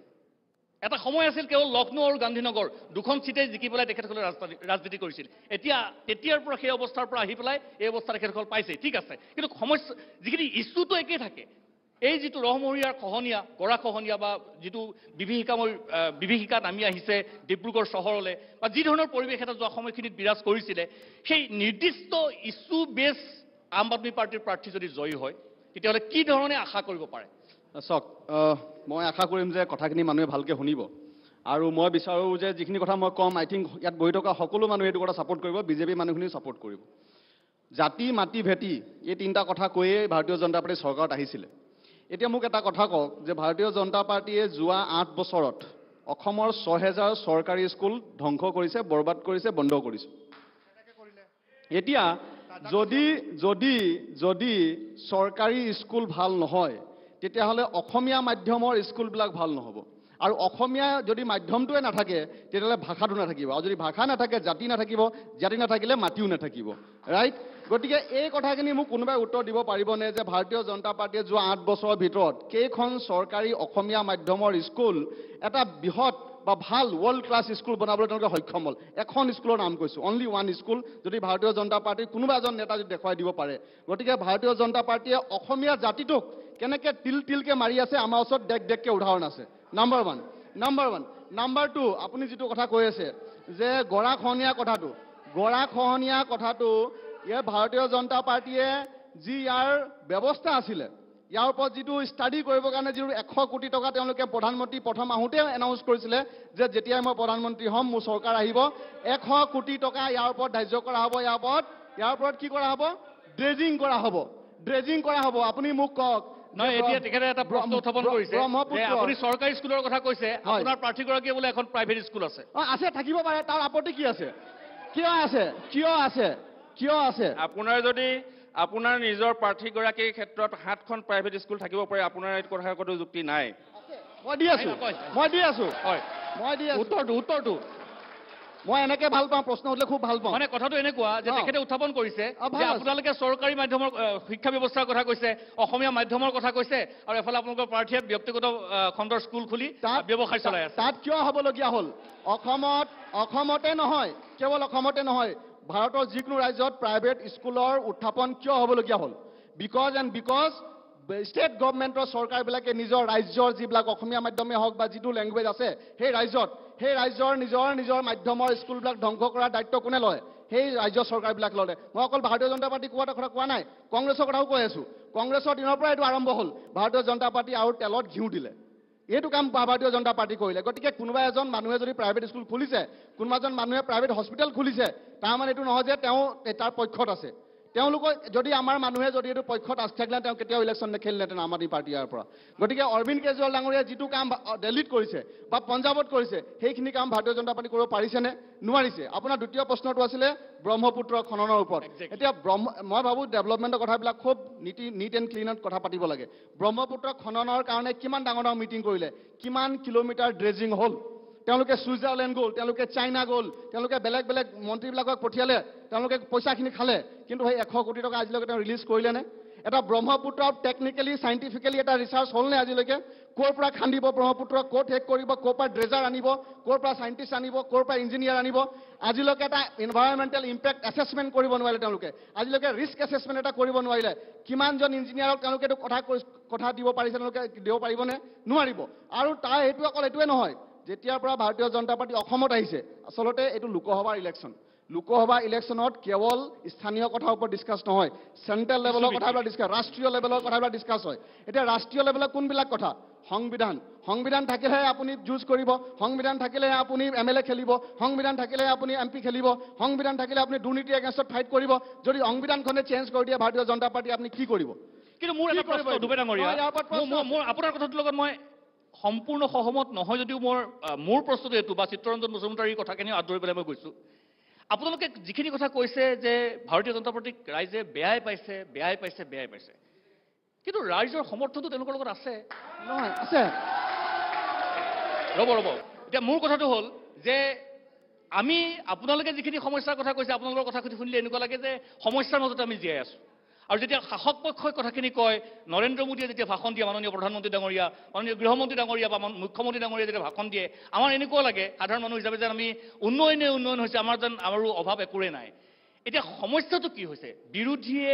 ইছ্যুখিনি সূক্ষ্ম পৰ্যবেক্ষণৰ মাধ্যমেৰে ৰাইজৰ মাজলৈ নিব পৰা নাই তাৰ উদাহৰণ আপোনালোক দুজন ক'ৰবাত ইণ্ডিয়া ক'ৰবাত দুজন একেলগে ক'ৰবাত বিৰুদ্ধা মানে কংগ্ৰেছ এলায়েন্স নথকা এই ধৰণৰ খামখেয়ালিৰ মাজতেই মূল ইছ্যুবিলাক ক'ৰবাত পৰি ৰৈছে নেকি নহয় চাওক ইয়াত মই উত্তৰ দিব বিচাৰিছোঁ আপোনাক প্ৰথম কথাটো হ'ল ইলেকশ্যন জিকা মানে এইটো নহয় যে তেওঁ যিবিলাক কৰি চব ভাল কাম কৰি কিন্তু গণতন্ত্ৰটো সেইটো কাৰণে কৈছোঁ সংখ্যা দিছে গণতন্ত্ৰটো থাকিব পাৰে যদি ভুল পথে নিয়ে যদি তেওঁলোকে জিকে তাৰপিছত এইটো ফল অকল আমি নুভুগো ফল অকল আমি ভুগা নাই তেওঁলোকে ভুগিব বিজেপি মানুহো ভুগিব ইয়াৰ ফল অকল আমি নহয় কেলে মই আপোনাক কৈ আছোঁ আপোনাক কৈ আছোঁ কিয় মই কৈছোঁ মই আপোনাক কৈ আছোঁ আমি অসম আন্দোলনৰ পিছত কা আন্দোলন দেখিছিলোঁ কা আন্দোলনৰ গোটেই পৰিৱেশটো আমি অলপ ছুটি কৰিব লাগিব, কাৰণ তেখেতসকলৰ মত ল'ব লাগিব। শেষত মই এইটো পাৰ্টিলৈ যাব লাগিব, কাৰণ ইয়ালৈ যোৱাৰ পিছত আৰু বেলেগৰ কথা শুনিবলগীয়া নহয়, গতিকে এইটো মই একেবাৰে লাষ্টলৈ থৈছোঁ। ইয়ালৈ অহাৰ পিছত আৰু বেলেগ কথা হ'ব। এতিয়া মোৰ কথাটো হ'ল যে কা আন্দোলনৰ পিছত সেইটো সময়ত ভবা গৈছিল যে এটা ডিষ্ট্ৰিক্ট চেঞ্জ হ'ব, এটা ধাৰণা। তাৰ পিছত নিৰ্বাচন হ'ল, আকৌ ওলাইছে ভাৰতীয় জনতা পাৰ্টিকে পোহলে, অৰ্থাৎ জনসমৰ্থনটো আছে। নহয়, মই সেইটো কথা কৈ আছোঁ, যদি ইলেকশ্যন জিকে তাৰ মানে এইটো নহয় যে মানুহে তেওঁলোকৰ সকলো কথা ছাপোৰ্ট কৰি আছে। ইলেকশ্যন এটা বেলেগ বস্তু, ইছ্যু এটা বেলেগ বস্তু। মই আপোনাক প্ৰথমতে 4টা উদাহৰণ দি আছিলোঁ, তাৰে 2টা মই কৈছিলোঁ, এটা নিৰ্বাচন আয়োগ, 2 নম্বৰ PMLA আইনখন, আৰু তাৰ বাহিৰে 2খন আইনৰ কথা মই ক'ব বিচাৰিছোঁ। 2টা মানে যিটো ঘটনা ঘটিছে, প্ৰথম ঘটনাটো দিল্লী এখন কেন্দ্ৰশাসিত ৰাজ্য, সকলোৱে জানে। দিল্লীখন চলাবৰ কাৰণে যিখন আইন আছিলে, সেই আইনখনৰ পক্ষত সুপ্ৰিম কোৰ্টে ৰায়দান দিছিলে যে দিল্লীৰ চিফ মিনিষ্টাৰে হৈছে সৰ্বসৰ্বা, তেওঁৱে চৰকাৰখন চলাব, লেফটেনেণ্ট গভৰ্ণৰে নচলায়। নেক্সট দিনাখন, যিদিনাখন সুপ্ৰিম কোৰ্টে ৰায়দান দিছে, তাৰ নেক্সট দিনাখন পাৰ্লিয়ামেণ্টত ভাৰতীয় জনতা পাৰ্টীয়ে নিজৰ আইন আনিলে আৰু সেই আইনখন বলবৎ মানে কেঞ্চেল কৰিলে। কেলে কৰিলে, কিয় দৰকাৰ পৰিলে? আপুনি ভোট পাই জিকিছে, আমিও ভোট পাই জিকিছোঁ, নহয় জানো? আমাক দিল্লীৰ জনতাই আমাক জিকাইছে, পঞ্জাৱৰ জনতাই আমাক জিকাইছে, আপোনালোকক দেশৰ জনতাই জিকাইছে, আপোনাক অসমৰ জনতাই জিকাইছে। কিন্তু আপোনালোকে প্ৰমিছবিলাক কি কৰিছিলে? আপোনালোকে মিছা কথা কৈছিলে, মিছা কথা কৈ চৰকাৰত আহিছিলে। আপোনালোকৰ সময়তে কেব আহিলে, আপোনালোকৰ সময়তে কা আহিলে, আপোনালোকৰ সময়তে ব্ৰহ্মপুত্ৰ আপোনালোকে ড্ৰেজিং কৰিম বুলি ক'লে। তাৰপিছতো আপোনালোকে কি কৰিছে? বাৰে বাৰে মিছা কথা কৈ আছে, বাৰে বাৰে কামখিনি কৰা নাই। গতিকে আপুনি বাৰে বাৰে মানুহক কি কৰি আছে? বিশ্বাসঘাতকতা কৰি আছে। মই 2টা কথা ক্লিয়াৰ আপুনি মোৰ হাত দাঙিছিলে যে 2টা কথা ক্লিয়াৰ কৰি দিম। হয়, শিক্ষাৰ ওপৰত যিটো কথা কৈছে, এটা সময়ত শিক্ষক নিযুক্তি ৰাজনীতিৰ নেতাৰ বজাৰ আছিলে, যি পইচা দিবই চাকৰি পাইছিলে। বিজেপি চৰকাৰ সৰ্বানন্দ সোণোৱাল আহি এটা কথা নিৰ্ণয় কৰিলে যে মেৰিটত টিচাৰ এপইণ্টমেণ্ট হ'ব, ই এণ্ট্ৰেঞ্চ দিব লাগিব, টেট পাছ হ'ব লাগিব, তাত টিচাৰ হ'ব। 2 নম্বৰ কথাটো হ'ল কিন্তু এনেকুৱা ৰাজনীতি হৈছিলে। নাই, এনেকে মোৰ কথা শুনি লওক, মোৰ কথা মই ক্লিয়াৰ কৰি লৈছোঁ, মোৰ কথা শুনি লওক। নহয়, আপুনি যে যিটো টেটৰ কথা, টেটটো কিন্তু কংগ্ৰেছ গভৰ্ণমেণ্ট, আমি এইটো তেওঁলোকে নামত আছিল, আমি কামত লগালোঁ। আমি কামত লগালোঁ। আৰু দ্বিতীয় কথাটো হ'ল শিক্ষকসকলৰ মানসিকতা এনেকৈ হৈছিলে যে পইচা দি চাকৰি লৈ আহিছিলে, য'ত গাঁৱৰ ভিতৰত শিক্ষক যাব বিচৰা নাছিলে। এতিয়া ছাত্ৰ ছাত্ৰী অনুপাতে শিক্ষক যাতে হয়, ক'ৰবাত 10জন ষ্টুডেণ্ট 12জন টিচাৰ, ক'ৰবাত 100জন ষ্টুডেণ্ট 3জন টিচাৰ, এই গোটেই ৰেচিঅ'টো আজি ঠিক কৰা হৈছে। গৰাখনীয়া কথাটো ক'ম, মই ভাবোঁ ইয়াত 2-এজন মিণ্টুৰ বাহিৰত 2-এজন মোৰ সতীৰ্থ ভাতৃপ্ৰতিম আছে। মই উদাহৰণ আছোঁ, ৰমৰীয়া গৰাখনীয়াৰ উদাহৰণ, মই উদাহৰণ আছোঁ। 2বাৰ জেল মই গৈছোঁ, নাদুৱা শ্ৰেণীৰ ৰাজপুতত মাৰ মই খাইছোঁ। গতিকে এই গৰাখনীয়া সংগ্ৰামত মই ডুবে ডাঙৰীয়া, ৰমৰীয়া একেবাৰে বালিজানে গোটেই হৈ আপুনি ৰমৰীয়া নগাগলি মোহনাঘাটে এবাৰ ঘূৰি আহক, সেই সময়ৰ গৰাখনীয়াৰ আজি কি আছে। গতিকে ৰমৰীয়া গৰাখনীয়া হয় নাই বিৰূপত, মই তাৰ উদাহৰণ আছোঁ। মই যদিও দুলীয়াজানৰ বাসিন্দা, মই তাত জঁপিয়াই পৰিছিলোঁ। এই সময়ত এটা অনুষ্ঠানত আছিলোঁ, সকলো জাতি জনগোষ্ঠী জঁপিয়াই পৰিছিল, যাৰ কাৰণে আজি তাৰ সমাধান আৰম্ভ হৈছে। গতিকে মই ভাবোঁ ড্ৰেজিঙৰ যিটো কথা কৈছে, ইতিমধ্যে গোটেই এক্সপাৰ্টৰ যোগেদি পৰীক্ষা নিৰীক্ষা আৰম্ভ হৈছে, জাহাজ আহি গৈছে, কেৱল অলপ কাৰিকৰী কথাত এই খান্দিব পৰা নাই। গতিকে এইটোও হ'ব, যিহেতু টেকনিকেল কথা, আমি এক্সপাৰ্ট নহয়, টেকনিকেল আমি বিশ্বৰ যিকোনো জেগাৰ পৰা আনিবৰ কাৰণে ইতিমধ্যে ৰাজ্য চৰকাৰ উঠি পৰি লাগিছে। ইয়াত যিহেতু কেন্দ্ৰীয় চৰকাৰৰ সহযোগিতা প্ৰয়োজন হ'ব, ইতিমধ্যে ডিগিঙৰ কাৰণে জাহাজ আহি আছে। মই ভাবোঁ ডুবে ডাঙৰীয়া, ৰমৰীয়া গৰাখনীয়া সম্পৰ্কে অলপ জানি লওক। মই এটা কথা কৈছোঁ, তেৰজ গলা ডাঙৰীয়া, সমস্যাটো সেইকণতে হয়। এক মিনিট নাই, মই আপোনাক এইটো কথা কৈছোঁ, আপুনি যিখিনি কথা উল্লেখ কৰিলে, আপোনাৰ যাত্ৰাটো ধৰক ৰসমহীয়াৰ পৰা, আমাৰ মানে অসমীয়া মানুহৰ দুখটো তাতেই যে সদৌ অসম ছাত্ৰ সন্থাৰ নেতা, মোৰ প্ৰশ্নটো শেষ দিব, সদৌ অসম ছাত্ৰ সন্থাৰ নেতা সৰ্বানন্দ সোণোৱাল, নেচৰ অধ্যক্ষ সৰ্বানন্দ সোণোৱাল, অসম গণ পৰিষদৰ বিধায়ক আৰু সাংসদ সৰ্বানন্দ সোণোৱাল, বিজেপিৰ সাংসদ, বিধায়ক, মুখ্যমন্ত্ৰী, কেন্দ্ৰীয় মন্ত্ৰী সৰ্বানন্দ সোণোৱালৰ মাজত পাৰ্থক্য দেখা পোৱা যায়। ঠিক একেদৰে সেই আটছাৰ তেৰজ গোৱালা, সেই অসম গণ পৰিষদৰ তেৰজ গোৱালা, সেই বিজেপিৰ তেৰজ গোৱালা, ক'ত পাৰ্থক্য দেখিবলৈ পোৱা যায়। সেইকাৰণে আমাৰ দুখটো যে তেৰজ গোৱালাৰ এক বিন্দু পাৰ্থক্য নাই। তেৰজ গোৱালা সমাজৰ ঊৰ্ধত কাম কৰে। তেৰজ গোৱালাক আজিও মই পৰীক্ষা দিবলৈ প্ৰস্তুত আছোঁ। অসম বিধানসভাৰ প্ৰতিটো কুৱেশ্যন, প্ৰতিটো বিষয় আপোনালোকে চাই ল'ব পাৰে। যদি নাই লাইব্ৰেৰীত যাব, তেৰজ গোৱালা তাৰ ভূমিকা চাই ল'ব পাৰে।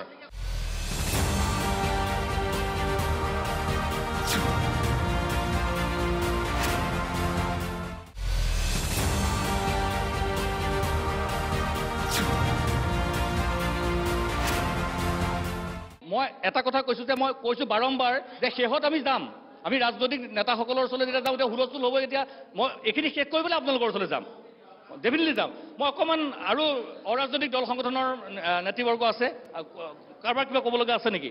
মই শেষত আহিছোঁ, তাৰপিছত মই নহয় আপুনি আপোনাক ক'লে মই নোৱাৰিম। এইফালে কোনোবা ক'বি উমা কিবা এটা ক'বা নেকি? কিবা প্ৰশ্ন আছে? খুব চমুকৈ। আমাৰ কথাটো হৈছে যে গৰাখহনীয়া ৰমৰীয়া কথাটো যেনেকৈ টানিছে, গোটেই ডিব্ৰুগড় লোকসভা সমষ্টিটো যদি আপোনালোকে চায়, সেয়া লাগিলে আপোনালোকে তিনিচুকীয়া গুইজানলৈকে গুচি যাওক, কৰ্দৈগুৰি অঞ্চলটোলৈকে গুচি যাওক, ঢলা শদিয়ালৈকে গুচি যাওক, ইনক্লুডিং আপোনালোকে বুঢ়ীদিহিং নদীৰ যিটো গৰাখহনীয়া মাঘেৰিটা সমষ্টি, তাতে কাৰ লোকচান হৈছে? আমি এই ইছ্যুবিলাকক লৈ আন্দোলন কৰি আছোঁ। এই ইছ্যুবিলাক আপোনালোকে আমাক আন্দোলন কৰাই আছে। আমি কিন্তু এই সমস্যাবিলাক যদি আপোনালোকে সমাধান কৰি দিয়া নহয়, আপোনালোকৰ চৰকাৰে যদি সমাধান কৰি দিয়া নহয়, আমি আন্দোলন কৰিব লগা পৰিস্থিতি নহয়। সমাধান আৰম্ভ হৈছে, আন্দোলনক কৰিব কাৰণে বাধ্য কৰাইছে। বৈজ্ঞানিকভাৱে সমাধান আৰম্ভ হৈছে।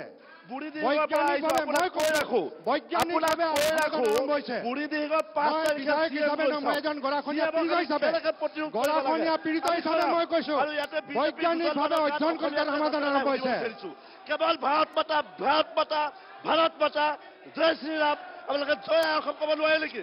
জয় অসমখন ক'ত অসুবিধা আছে আপোনালোকৰ তেজ চেক কৰাব লাগিব। ব্লাডত ভুল আছে, ব্লাডত ভুল আছে, কৈ থৈ দিলোঁ। আৰু আপোনালোকে আমাক আন্দোলন কৰাই আছে, আৰু আপোনালোকৰ বুঢ়ীদিহিঙত আপোনালোকক দেখাই আছোঁ খুব। ধন্যবাদ। কিবা আছে?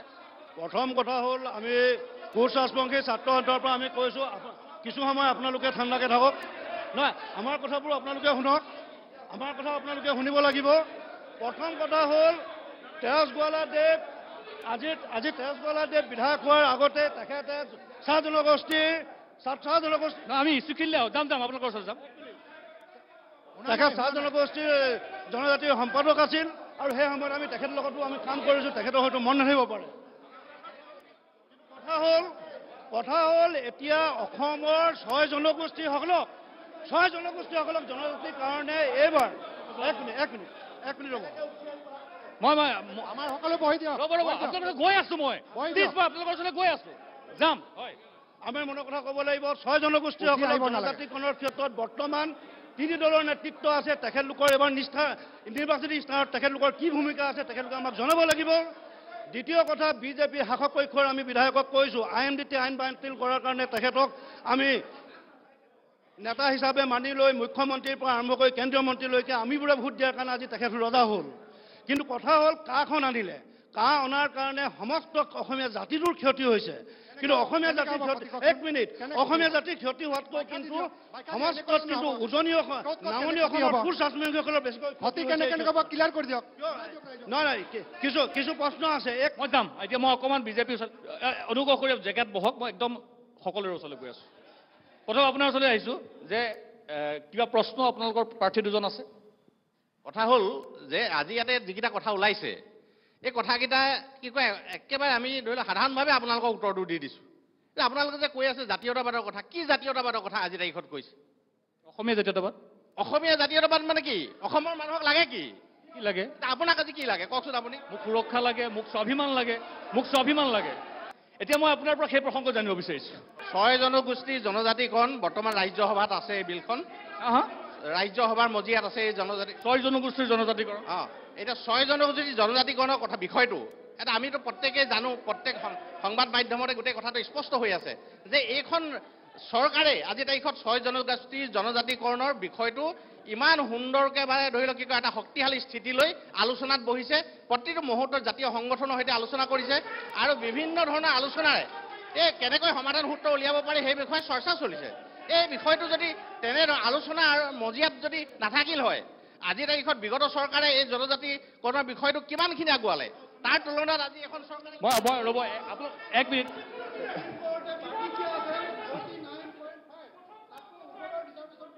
দাদা তেখেতৰ লগত পাতি লওঁ, হ'বনে? বাৰ্ডিক দিয়া আছে, ৰায় দিয়া আছে।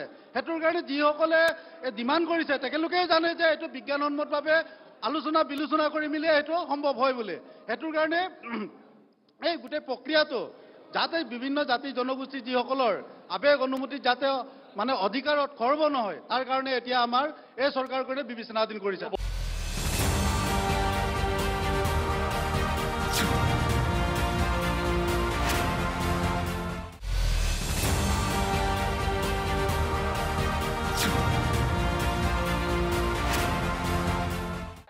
তাৰিখত আমাৰ আম আদমি পাৰ্টীৰ গৰাকীয়ে নেতাগৰাকীয়ে কৈছে যে তেওঁ যিখিনি কথা কৈছে এই কথাখিনি তেওঁ কোৱাৰ ধৰি লওক কি কয় যিটো যুক্তিযুক্ততাটো আমি দেখা নাই এইটো কাৰণে তেওঁ সৰ্বানন্দ সোণোৱালৰ বিষয়ে ক'বলৈ গৈছে কিন্তু আমি কৈছোঁ যে তেওঁলোকৰ এইটো যদি কওঁ আমি ৰাজনৈতিক ভাষাত যে তেওঁলোকৰ দলীয় বৰ্তমান যিটো স্থিতি সেই স্থিতিটো ধৰি লওক তেওঁলোকৰ যিজন মুৰব্বী সেইজনেই ধৰি লওক অভিযুক্ত হৈছে আজিৰ তাৰিখত সেই অভিযুক্তৰ এজন ব্যক্তিৰ জৰিয়তে সৃষ্টি হোৱা দলটোৰ পৰা ৰাইজে কি আশা কৰিব ধন্যবাদ বাইদেউ আপোনাৰ ওচৰলৈ আহিছোঁ এতিয়ালৈকে যিমানখিনি ভাৰ্চন আমি লৈছোঁ অকল পুৰুষে আছে গতিকে প্ৰথমবাৰৰ কাৰণে এইটোতো ডাঙৰ কথা হ'ব একেবাৰে যদি মহিলাৰ ওচৰলৈ নাযাওঁ এতিয়া কথাটো হ'ল যে সৰ্বানন্দ সোণোৱাল আপোনালোকৰ প্ৰাৰ্থী আপোনালোকৰ দলৰ নেতা সকলোৱে সকলো কথা কৈ আছে মই আপোনাৰ পৰা জানিব বিচাৰিছোঁ যে সৰ্বানন্দ সোণোৱালক কিহৰ ভিত্তিত বা কিয় ডিব্ৰুগড়বাসীয়ে আকৌ এবাৰ সমষ্টিটোৰ সাংসদ হিচাপে নিৰ্বাচিত কৰিব হয় পোনপ্ৰথমবাৰৰ বাবে আপোনালোকৰ প্ৰতিদিন টাইমৰ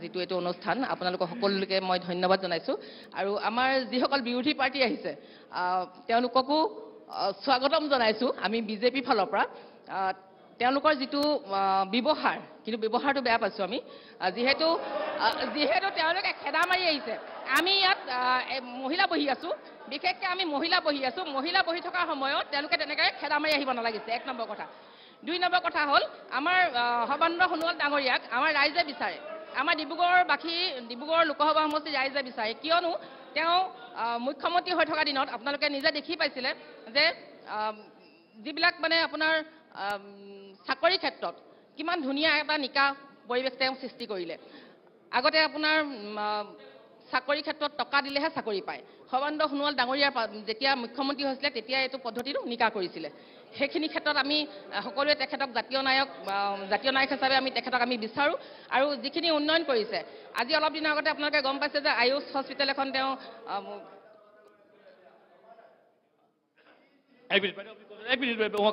হয় এতিয়া বাণিজ্যৰ ক্ষেত্ৰতো তেওঁ বহুতখিনি উন্নয়ন কৰিছে আৰু কিন্তু বাইদেউ ইমান যদি আপুনি বহক দাদা আপুনি অনুগ্ৰহ কৰি বহক আমি আৰু এটা কথা কওঁ মোৰ মানে কণমানি যিটো মানে দেখিছোঁ কণমানি মগজুৱে কৈছোঁ দেই মই বহুত জানো বুলি ক'বলৈ যোৱা নাই আমি আগতে দেখিছিলোঁ যে 16 চনৰ আগলৈকে আমি দেখিছিলোঁ অসমৰ বহুত ডাঙৰ মই মানে জিলাবোৰ দেখি পোৱা নাই কিন্তু মই যিহেতু মৰাণ সমষ্টিত আছিলোঁ লেজাই কলাখোৱাত আগতে খুব বানপানী হৈছিলে আমি দেখি পাইছিলোঁ আৰু আমাৰ ৰাইজবিলাককো দেখিছিলোঁ আমাৰ বিধায়কো এটা সময়ত তাত মানে নাৱত যাবলগীয়া হৈছিল কিন্তু এতিয়া তাত মথাউৰি নিৰ্মাণ হৈ আছে আৰু তাত বানপানী সমস্যাটো প্ৰায় শেষ হৈছে সেইখিনি কথা কওঁ মই 3জন বিজেপিৰ নেতা কৰ্মীৰ কথা শুনিলোঁ এতিয়া 3জন মই যাম কাজল যামেই হয়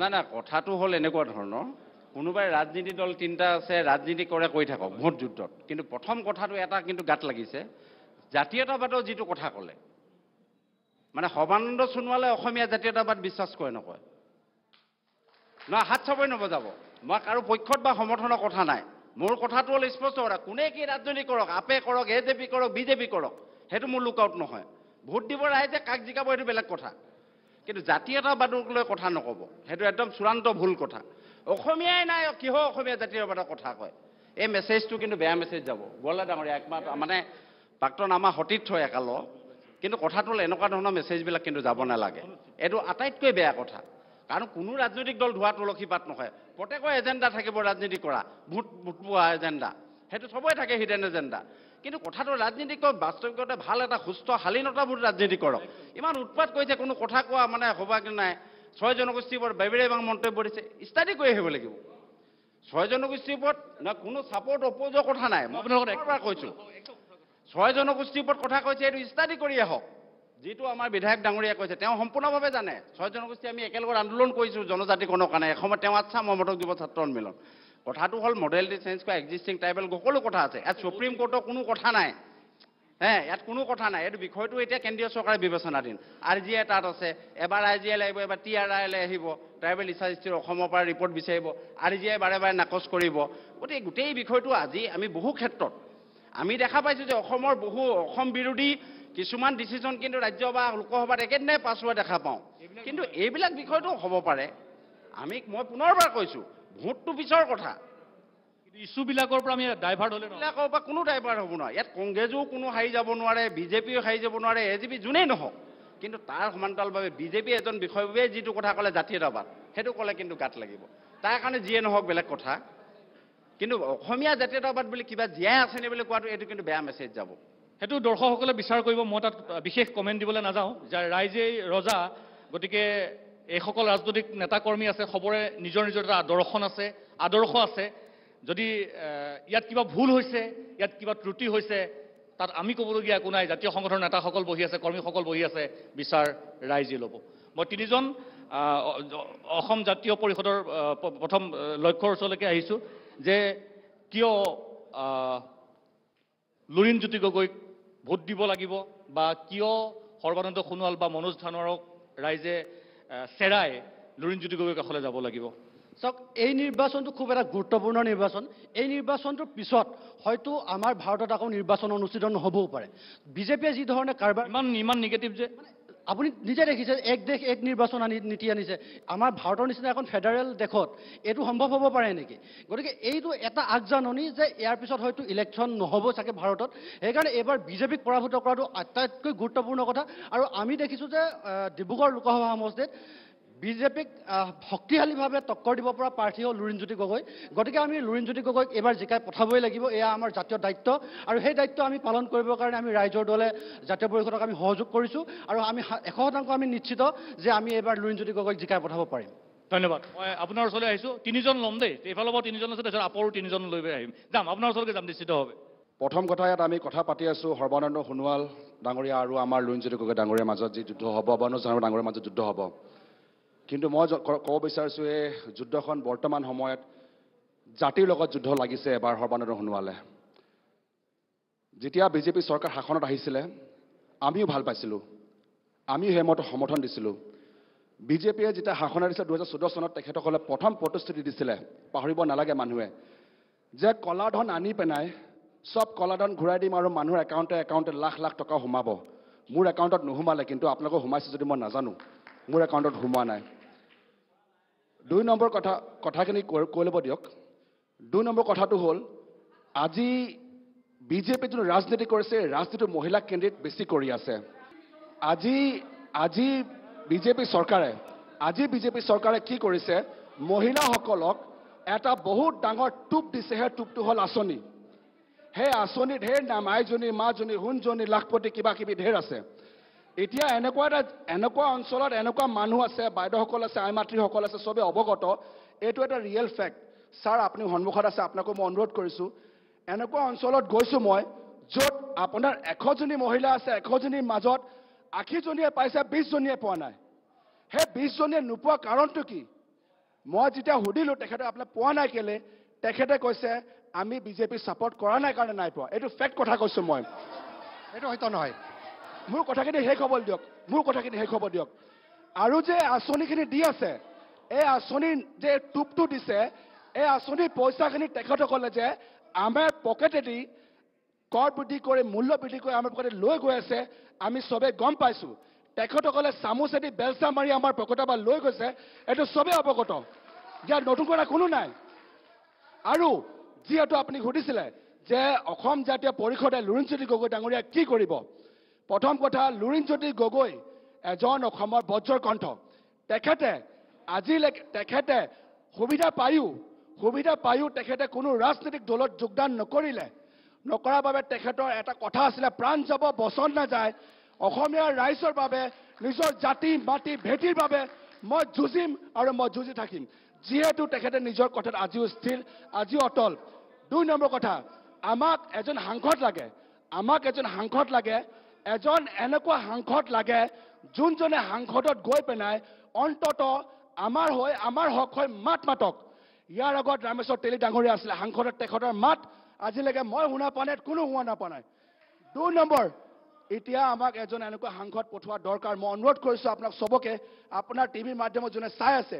এইবাৰ আপোনালোকে পাৰ্টি নহয় প্ৰাৰ্থী চাই ভোট দিয়ক এনেকুৱা এজন মানুহ পঠিয়াওক যোনজনে আপোনাৰ কাৰণে মাত মাতিব যোনজনে আপোনাৰ অধিকাৰ আনিব ধন্যবাদ মই আৰু এজনৰ বাইদেউৰ ওচৰলৈকে আহিছোঁ কিয় লুৰিণজ্যোতি গগৈক নিৰ্বাচিত কৰিব বা বেলেগ দুজনক নকৰিব লুৰিণজ্যোতি গগৈ এনে কি আছে যিটো ৰামেশ্বৰ ধানোৱাৰ বা সৰ্বানন্দ সোণোৱালৰ নাই নমস্কাৰ পোনপ্ৰথমে মই প্ৰতিদিন টাইমলৈ আন্তৰিক শুভেচ্ছা জ্ঞাপন কৰিছোঁ যেহেতু মই আপোনাৰ কথাটো উত্তৰ দিম তাৰ আগতে মই যেহেতু বাইদেৱে কৈছিলে যে আমাৰ সৰ্বানন্দ ডাঙৰীয়াই যথেষ্ট উন্নয়ন কৰিছে বাণিজ্যিক ক্ষেত্ৰত হা বাণিজ্যিক ক্ষেত্ৰত হয় তেখেতে উন্নতি কৰিছে কিন্তু মহিলাসকলক ৰদে বৰষুণে তিতাই আঁচনিৰ নামে নামে ঘূৰাই ফুৰাইছে আঁচনি বিষয়ে দিয়াটো দল এটাৰ কাৰণে ভুল নেকি চৰকাৰখনৰ কাৰণে ভুল নহয় কিয় ভুল হ'ব তেন্তে আপোনালোকে আঁচনিৰ কথা কৈছে আঁচনিটো দিবই চৰকাৰ পলিচি এইটো হয় চৰকাৰৰ পলিচি কিন্তু সেই পলিচিৰ মতে কাম কৰিব লাগিব মানুহবিলাকক গোটেই ধাৰ লগাই আমাৰ প্ৰতিজন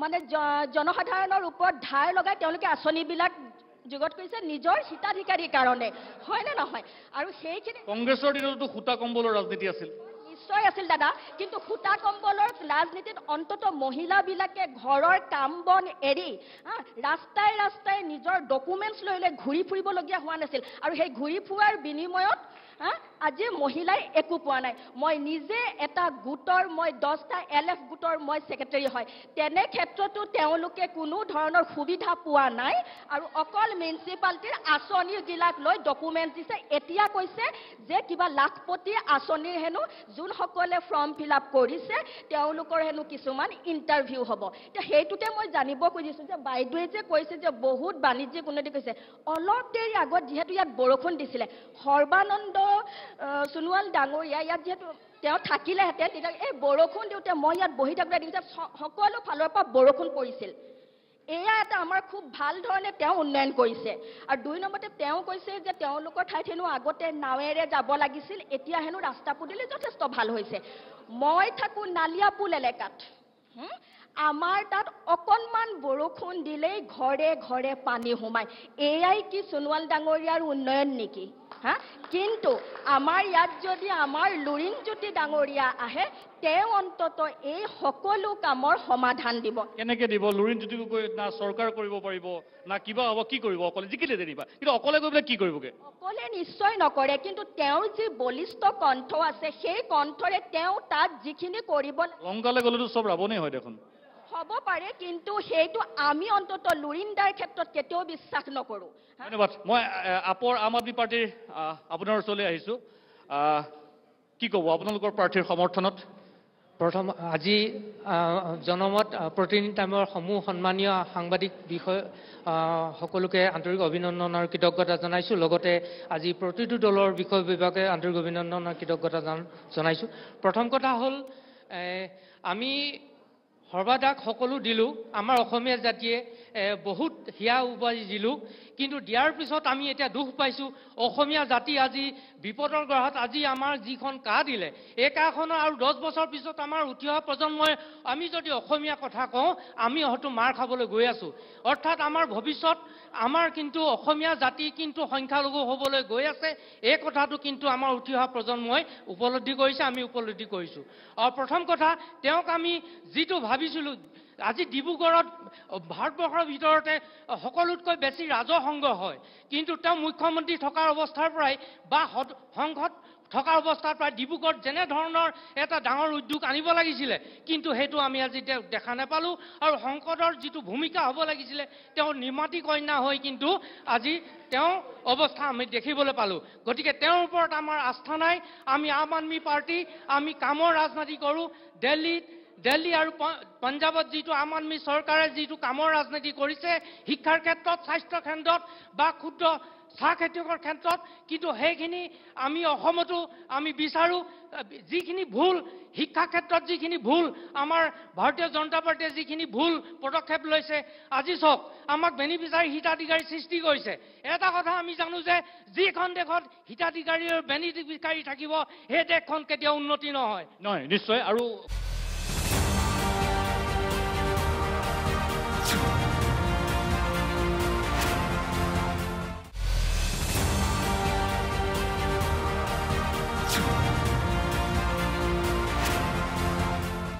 তোমাৰ লগত কথা পাতি ভালে লাগিব নতুন প্ৰজন্মৰ প্ৰতিনিধি কি ক'বা नमस्कार मेरा नाम पी धनवीर शर्मा है मैं हिंदी में बोलना चाहूँगा श्योर मेरी एसमी what's your view in favour of your candidate Manoj Dhanoa ji सबसे पहले तो मैं कुछ एलिगेशंस जो बीजेपी वालों ने दिया था या फिर कुछ स्टेटमेंट अपने फेवर में दिए थे वो गलत थे पहली बात उन्होंने जो बोला था कि हम लोग यहाँ पर जॉब जो ये लोग दे रहे हैं, पहले आप सभी को पता है कि ये 2 करोड़ हर साल जॉब देने का जो बात था वो अभी तक इन्होंने पूरा नहीं किया। अभी तक तो एटलीस्ट 10 करोड़ के आसपास तो देना चाहिए था। अभी इंडिया में अनएम्प्लॉयमेंट रेट सबसे हाईएस्ट है। आसाम की अगर मैं बात करें, ये लोग जिस तरीके से आसोनी के ऊपर पे बात कर रहे हैं, Assam is one of the unsafest state जहां पर महिलाओं के ऊपर पे वायलेंस से बोलो या फिर यार ईव टीजिंग बोलो, सबसे ज्यादा होता है। और जब ये लोग अपने स्टेटमेंट के बारे में बोलते हैं, इट्स सच आयरोनिक, क्योंकि ये लोग जैसे ही बोलते हैं कि आसोनी दे रहे, ये क्या नाम है लाखपति बाई दो रहे, साथ ही साथ इधर पे खबर आ रहा है इस बच्ची का रेप हो गया, इसका वो हो गया। आप गुवाहाटी में आप गुवाहाटी में देखिए, गुवाहाटी में इतना सारा ब्लैक जोन है। यहाँ पर भी देखिए पूरा का पूरा यहाँ पर ये क्या नाम है ब्लैकआउट। देखिए मेरे आई रियली रेस्पेक्ट एसमीज, मुझे भी एसमीज समझ में आता है। नहीं मुझे भी एसमीज समझ में आता है। नहीं मेरे को भी एसमीज समझ में आता है। मैं एसमीज बोल रहा हूँ। आसाम में मेरे पूरे के पूरे বাইদেউ অসমীয়া আয়োগ বুঢ়াৰী কোনে ৰেপ কৰে এইটো ক'ব লাগে। Come to the point. বাইদেউ নৰেন্দ্ৰ মোদীৰ ভাষণ আমি হিন্দীত শুনো, অমিত শ্বাহৰ ভাষণ আমি হিন্দীত শুনো। ভাষা বাইদেউ মই আপোনাক খুব বিনয়েৰে কওঁ, এক মিনিট ৰ'ব। প্লিজ বাইদেউ জয় বাইদেউ মই খুব বিনয়েৰে কওঁ, ভাৰতবৰ্ষৰ সংবিধানে যিকেইটা ভাষাক স্বীকৃতি দিছে সেই ভাষাতে আমি ক'ব পাৰোঁ। আপুনি কেতিয়াও ক'ব নোৱাৰে ডেফিনেটলি। ক'বলৈ দিয়ক, মই এই কথাষাৰ ক'বলৈ এইকাৰণেই বাধ্য হৈছোঁ, তেখেতৰ জনপ্ৰতিনিধিগৰাকীয়ে অসমীয়া মিডিয়ামৰ কথা প্ৰথম উঠাইছিল। সেইকাৰণে মই ক'বলৈ গৈছোঁ, তেখেতৰ জনপ্ৰতিনিধি হৈ তেওঁ যেতিয়া আহিছে তেওঁ অসমীয়াত কওক, তাৰপিছত অসমীয়া মাধ্যম আৰু অসমীয়া ভাষা পাৰ্থক্য আছে। সেইটো আমি এটা মানে মই বুজি পাইছিলোঁ। আপুনি নিউজৰ পৰা আহিছে, আপুনি সকলো কাৰণে সমান, আপোনাক মই নাই কোৱা। তেখেতে যেতিয়া অসমীয়া ভাষাটো প্ৰথম তেওঁ ইছ্যু আছিল, সেইকাৰণে মই তেওঁৰ পৰা 5 মিনিট শুনিব বিচাৰোঁ। ঠিক আছে, কিন্তু মই এইটো মই মানে এইটো বেৰিয়াৰ মই কৰিব নোৱাৰিম। কিয় হিন্দী কৈছে সেইটো ভাষা কৰিব, এইটো মানা কৰিব ন। ধন্যবাদ। ये लोग जिस तरीके से मेरे को यहाँ पर डिस्क्रिमिनेट करने की कोशिश कर रहे हैं, मैं आपको एक चीज बताऊं, सीए को ये लोग सपोर्ट कर रहे हैं। बांग्लादेश से अभी जो लोग आएंगे उनको एसमीज नहीं आएगा। उनका बात नहीं सुनोगे आप, झूठ बात है, झूठ बात है। आप डिस्क्रिमिनेट कर रहे हो मुझे। नहीं आएगा बांग्लादेश, आप डिस्क्रिमिनेट कर रहे हो। नहीं आएगा। Please come to the point. হয় আৰু কিবা बांग्लादेश से एक भी नहीं आएगा, ये आप समझ में रखना। এজনৰ লম কাৰ লম প্লিজ বাইদেউ হ'ব। बांग्लादेश से एक भी नहीं आएगा, वो निश्चिंत रहिए। প্ৰতিদিন সকলো খুব চমুকৈ কওক। ধন্যবাদ জ্ঞাপন কৰিছোঁ। মই আপোনাৰ চাহ জনগোষ্ঠীৰ বিলংছ কৰোঁ আৰু মই পলিটিকেল বেকগ্ৰাউণ্ডৰ পৰা অহা নাই। মই নিজে চাকৰি কৰিছিলোঁ, এয়াৰটেলৰ টেৰিটৰি মেনেজাৰ আছিলোঁ। তো গতিকে আজি পলিটিক্সত অহা মেইন কাৰণ হৈছে যে এই যোনটো আমাৰ জনগোষ্ঠীটোক, চাহ জনগোষ্ঠীটোক আজি ডিব্ৰুগড় ডিষ্ট্ৰিক্টত আপোনাৰ নিৰ্ণায়ক ভূমিকা হেৰি কৰে। তেখেত মই বহি আছে আপোনালোকৰ, তেখেত আপোনাৰ আচ্ছাত আছিলে। তেতিয়া আচ্ছা থাকোঁতে তেখেতসকলে মাটি পট্টা কৰি দিম বুলি কৈছিলে। তেতিয়া আমি কলেজত পঢ়োঁ, মাটি পট্টা কৰি দিম বুলি কৈছিলে, হাজিৰা বঢ়াই দিম বুলি কৈছিলে। তো আজি তেখেত লিডাৰ হ'ল, MLA হ'ল। তেখেতক জনগোষ্ঠীৰ মানুহে এটা বিশ্বাসত তেখেতক ভোট দিছিলে যে এই মানুহজনে আমাৰ জনগোষ্ঠীটোৰ কাৰণে কিবা কৰিব। কিন্তু তেখেতসকলে যেতিয়া চৰকাৰত আহিলে, তেখেতে দুলু চাহ বাগিচা উঠাই দিলে। এই জাষ্ট ৰিচেণ্ট আপোনাৰ বিজুলী টি ষ্টেট প্লটিং কৰি বিক্ৰী হৈছে, ডিপলিং বন্ধ হৈ আছে। জাষ্ট বিকজ অফ কেলে নকয় ডিপলিং নিউজত কেলে নিদিয়ে জানা এইটো যোগেন মোহন তেখেতক খোলালিয়েকৰ হয়। তো এনেকুৱা জনগোষ্ঠী এটাক এনেকুৱা প্ৰতাৰণা কৰিছে। আপুনি চাওক 2071 পৰা 2004লৈকে যোনখিনি মানুহ আপুনি যোনটো আইন কৰিছে যে তাহাঁতক এমেণ্ডমেণ্ট এক্ট কৰি তাহাঁতক পাকিস্তানী হওক বা বাংলাদেশী হওক ভাৰতত জেগা দিব, হয়নে? আমি 2 বছৰৰ পৰা ইয়াত কি ঘাঁহ কাটিছোঁ যে আজি আমাক পট্টা দিয়া নাই দাদা? চাহ জনগোষ্ঠীৰ মানুহখিনি 2 বছৰ পৰা ঘাঁহ কাটিছে নেকি? 200 বছৰ হ'ল আজি আমি ঘাঁহ কাটি আছোঁ নেকি? আমাক যে পট্টা দিয়া নাই। নাই, প্ৰথম কথা তেওঁলোকে জানিব লাগে যে বসুন্ধৰা 1 বসুন্ধৰা 2 যেতিয়া নাই শুনি লওক নজনাকে নক'ব, আপোনাতকে বেছি বজ্ৰকণ্ঠ মোৰ আছে, আপোনালোকতকে বেছি বজ্ৰকণ্ঠ মোৰ আছে। মই যদি বজ্ৰকণ্ঠ হ'লে আগ্নেয়গিৰি সৃষ্টি হ'ব। এতিয়া কথাটো হ'ল বসুন্ধৰা 1 বসুন্ধৰা 2 বসুন্ধৰা 1 যিখিনি ফেইল হ'ল, যিখিনি ছাপৰ্ট নহ'ল, বসুন্ধৰা 2 আহিলে। এতিয়া বসুন্ধৰা 3ত কৈছে যে চাহ জনগোষ্ঠীৰ যিসকল মাটি আগৰ পৰা ভোগ দখল কৰি আহিছে, লাগিলে চাহ বাগিচাৰ মালিকৰ মাটিৰে হওক, লাইন ঘৰ বাদ দি এইখিনি এইবাৰ অন্তৰ্ভুক্ত হ'ব। কিন্তু আপুনি কিমানজন মানুহক আবেদন কৰালে? আপুনি চাব কিমানজন মানুহক আবেদন কৰালে? আপুনি আপোনাৰ যিজন প্ৰাৰ্থী, তেওঁৰ দেউতাক ৰাজ্যমন্ত্ৰী আছিলে, লেবাৰ মিনিষ্টাৰ আছিলে, চাহ জনগোষ্ঠীৰ মন্ত্ৰী আছিলে। আপোনাৰ প্ৰাৰ্থীৰ দেউতাক 40 বছৰ মন্ত্ৰী বিধায়ক আছিলে কংগ্ৰেছৰ পৰা। কি এনেকে পাপ কাম কৰিলে, জনগোষ্ঠীৰ বিৰুদ্ধে কাম কৰিলে, আজি কংগ্ৰেছ দিলে বেলেগ পাৰ্টিত গৈছে। গতিকে কংগ্ৰেছত থাকোঁতে বেয়া কাম কৰিলে, তেওঁলোকে জন্মহে সোণৰ চামুচত খালে, আমি অন্তত বোকাত বহি খাইছিলোঁ। গতিকে এনেকুৱা কথা নহয়, মানুহ জাত পাতত নহ'ব। আমি অসমীয়া, আমি ভাৰতীয়, ইয়াত জাতি জনগোষ্ঠীৰ ৰাজনীতি নহ'ব। মই অসমীয়া বায়ু পানী মাটিৰে কৰা অসমীয়া, মই অসমীয়া ভাষাত পঢ়িছোঁ, মই ভাৰতীয়, মই ইয়াত অসমীয়া হিচাপে ক'বলৈ ভাল পাওঁ। মই যেতিয়া সমাজত যাম তেতিয়া জাতি গোষ্ঠীৰ কথা পাতিম, কিন্তু ৰাজনীতিভাৱে যোগ্যজন, অৰ্হতাপূৰ্ণজন সদায় প্ৰতিনিধিক এইটো আমি কামনা কৰোঁ। তেৰছ গৌলা ডাঙৰীয়া, মই আপোনাৰ যিটো অপেনিং ৰিমাৰ্কছ আছিলে, এতিয়া মই তিনিজনৰ লগতে কথা পাতিম। আৰু মই আপোনালোকে কৈছে যে উত্তৰ দিবলৈ 1 মিনিট বাইদেউ, উত্তৰ দিবলৈ মই এইটো কাৰণে দিব নোৱাৰিম। উত্তৰ দিবৰ কাৰণে আপোনালোকৰ তাত মানুহ আছে, আৰু এইটো আপোনালোকৰ প্লিজ, আপোনালোকৰ ষ্টেট বিজেপিৰ যিটো মেডিয়া টীম আছে তেখেতসকলে দিছে, মই দিয়া নাই। তেৰছ গৌলা ডাঙৰীয়া, মই অপেনিং ৰিমাৰ্কছত আপুনি যেতিয়া কৈছিলে যে, মই যেতিয়া সুধিছিলোঁ আপোনাক সৰ্বানন্দ সোণোৱালক 3জনৰ প্ৰতি মোৰ প্ৰশ্ন থাকিব, কিয় ভোট দিব, আপুনি কৈছিল যে সৰ্বানন্দ সোণোৱালৰ এইখিনি গুণ আছে, সৰ্বানন্দ সোণোৱালে এইখিনি কাম কৰিব পাৰে, সৰ্বানন্দ সোণোৱালৰ ABCD এখন তালিকা দিছিল। মই এতিয়া যদি সুধোঁ আপোনাক, সেইখিনি গুণ নথকাৰ বাবে ৰামেশ্বৰ তেলী টিকেটৰ পৰা বঞ্চিত হ'ল নেকি? নহয়। তেতিয়াহ'লে নহয়, সৰ্বানন্দ সোণোৱালতো ৰাজ্যসভাত 2 বছৰ আছিল, আমিতো পাইছোৱে সাংসদ হিচাপে। সৰ্বানন্দ সোণোৱাল যোগ্যতা অৰ্হতাৰ প্ৰতি কাৰো কুৱেশ্যন নাই। ৰামেশ্বৰ তেলী সামাজিক জাতীয় দায়িত্ববোধ, তেওঁৰ সজ্জনতাৰ কাৰো কুৱেশ্যন নাই। ৰামেশ্বৰ তেলীক দলে সিদ্ধান্ত দিব। এতিয়া আপোনালোকক ক'লো, দলে সিদ্ধান্ত ল'লে যে সৰ্বানন্দ সোণোৱাল ডাঙৰীয়াক কেন্দ্ৰীয় মন্ত্ৰী হ'ব লাগে, ৰাজ্যসভাত যাব লাগে, দলে সিদ্ধান্ত লৈ ল'লে। আমাৰ ভাৰতীয় জনতা পাৰ্টি দলৰ নীতি মানে। গতিকে কালি যদি কয় যে ইয়াৰ বহি থকা কোনোবা এজনে ৰাজ্যসভা দিব লাগে, দি দিব। এনেকুৱা কথা কোনো নাই যে তেওঁ বিচাৰিলে পাব। বহুত যোগ্যতা অৰ্হতা ব্যক্তি আছে, নাই পোৱা, নাপাব, এজনে পাব। কিন্তু সৰ্বানন্দ সোণোৱাল ডাঙৰীয়া মুখ্যমন্ত্ৰী হৈ শান্তি, উন্নতি আৰু সমন্বয় যিটো ৰাজনৈতিক বাতাবৰণ সৃষ্টি কৰিলে, ই অসমৰ ঐতিহাসিক সিদ্ধান্ত। সেইকাৰণে সৰ্বানন্দ সোণোৱাল ডিব্ৰুগড় বিভিন্ন জাতি জনগোষ্ঠী, ভাষা, ধৰ্মৰ আৱেগ অনুভূতিক সৰ্বানন্দ সোণোৱালে বুজি পায়। সেইকাৰণে সৰ্বানন্দ সোণোৱাল জিকিব। সৰ্বানন্দ সোণোৱাল প্ৰথম দুৰ্নীতিৰ বিৰুদ্ধে যুদ্ধ কৰা মানুহ। APSC চেয়াৰমেন, এইটো কোনোবা চুব পাৰে নেকি? সৰ্বানন্দ সোণোৱাল ডাঙৰীয়া চেয়াৰমেনক এৰেষ্ট কৰি দেখাই দিলে। আৰু এইকাৰণে আজি বহুত ACS অফিচাৰ আজি জেললৈ যাবলৈ আৰম্ভ হৈছে। ভাৰতীয় জনতা পাৰ্টি দলৰ চৰকাৰ অহাৰ পিছত যদি কোনোবা এনেকৈ টকা পইচা, বিধায়ক মন্ত্ৰী যদি আশীৰ্বাদত চাকৰি পাইছে, দেখাই দিয়ক। আৰু আমাৰ ওচৰত দিয়া যায়, আমি তেওঁলোকক লগে লগে খাৰিজ কৰোঁ, আমি চাকৰি দিব নোৱাৰোঁ। গতিকে সৰ্বানন্দ সোণোৱালৰ শান্তি প্ৰতিষ্ঠা কৰিছিলে সকলো উগ্ৰপন্থী সংগঠন কংগ্ৰেছে জন্ম দিছিলে। কংগ্ৰেছৰ জন্ম দিয়া উগ্ৰপন্থী সংগঠন আজি পৰ্যায়ক্ৰমে আলোচনাত আহিছে, আৰু এটা অংশ আছে তেওঁলোকো আহিব। ভৱিষ্যতে প্ৰথম শান্তি হ'ব লাগিব, তাৰপিছত ইণ্ডাষ্ট্ৰী আহিব, তাৰপিছত উন্নতি সম্ভৱ হ'ব।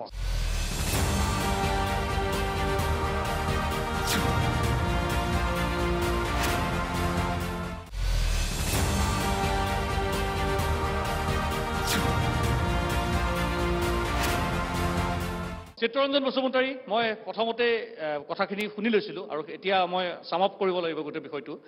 তেখেতসকলে নিজৰ স্থিতিত অটল, সৰ্বানন্দ সোণোৱালৰ এইখিনি যোগ্যতা আছে, এইখিনি কাম কৰিছে। আপুনিও লুৰিণজ্যোতি গগৈৰ সপক্ষত কৈছে যে কোনোদিন আপোচ কৰা নাই, আপোচবিহীনভাৱে কাম কৰি গৈ আছে। কিন্তু এই প্ৰেক্ষাপটটোত দিল্লী যাত্ৰা সম্ভৱনে?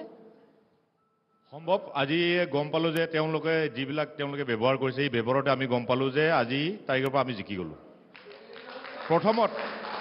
প্ৰথমত লুৰিণজ্যোতি গগৈক মানে একো ফেক্টৰ বুলি ভবা নাছিল।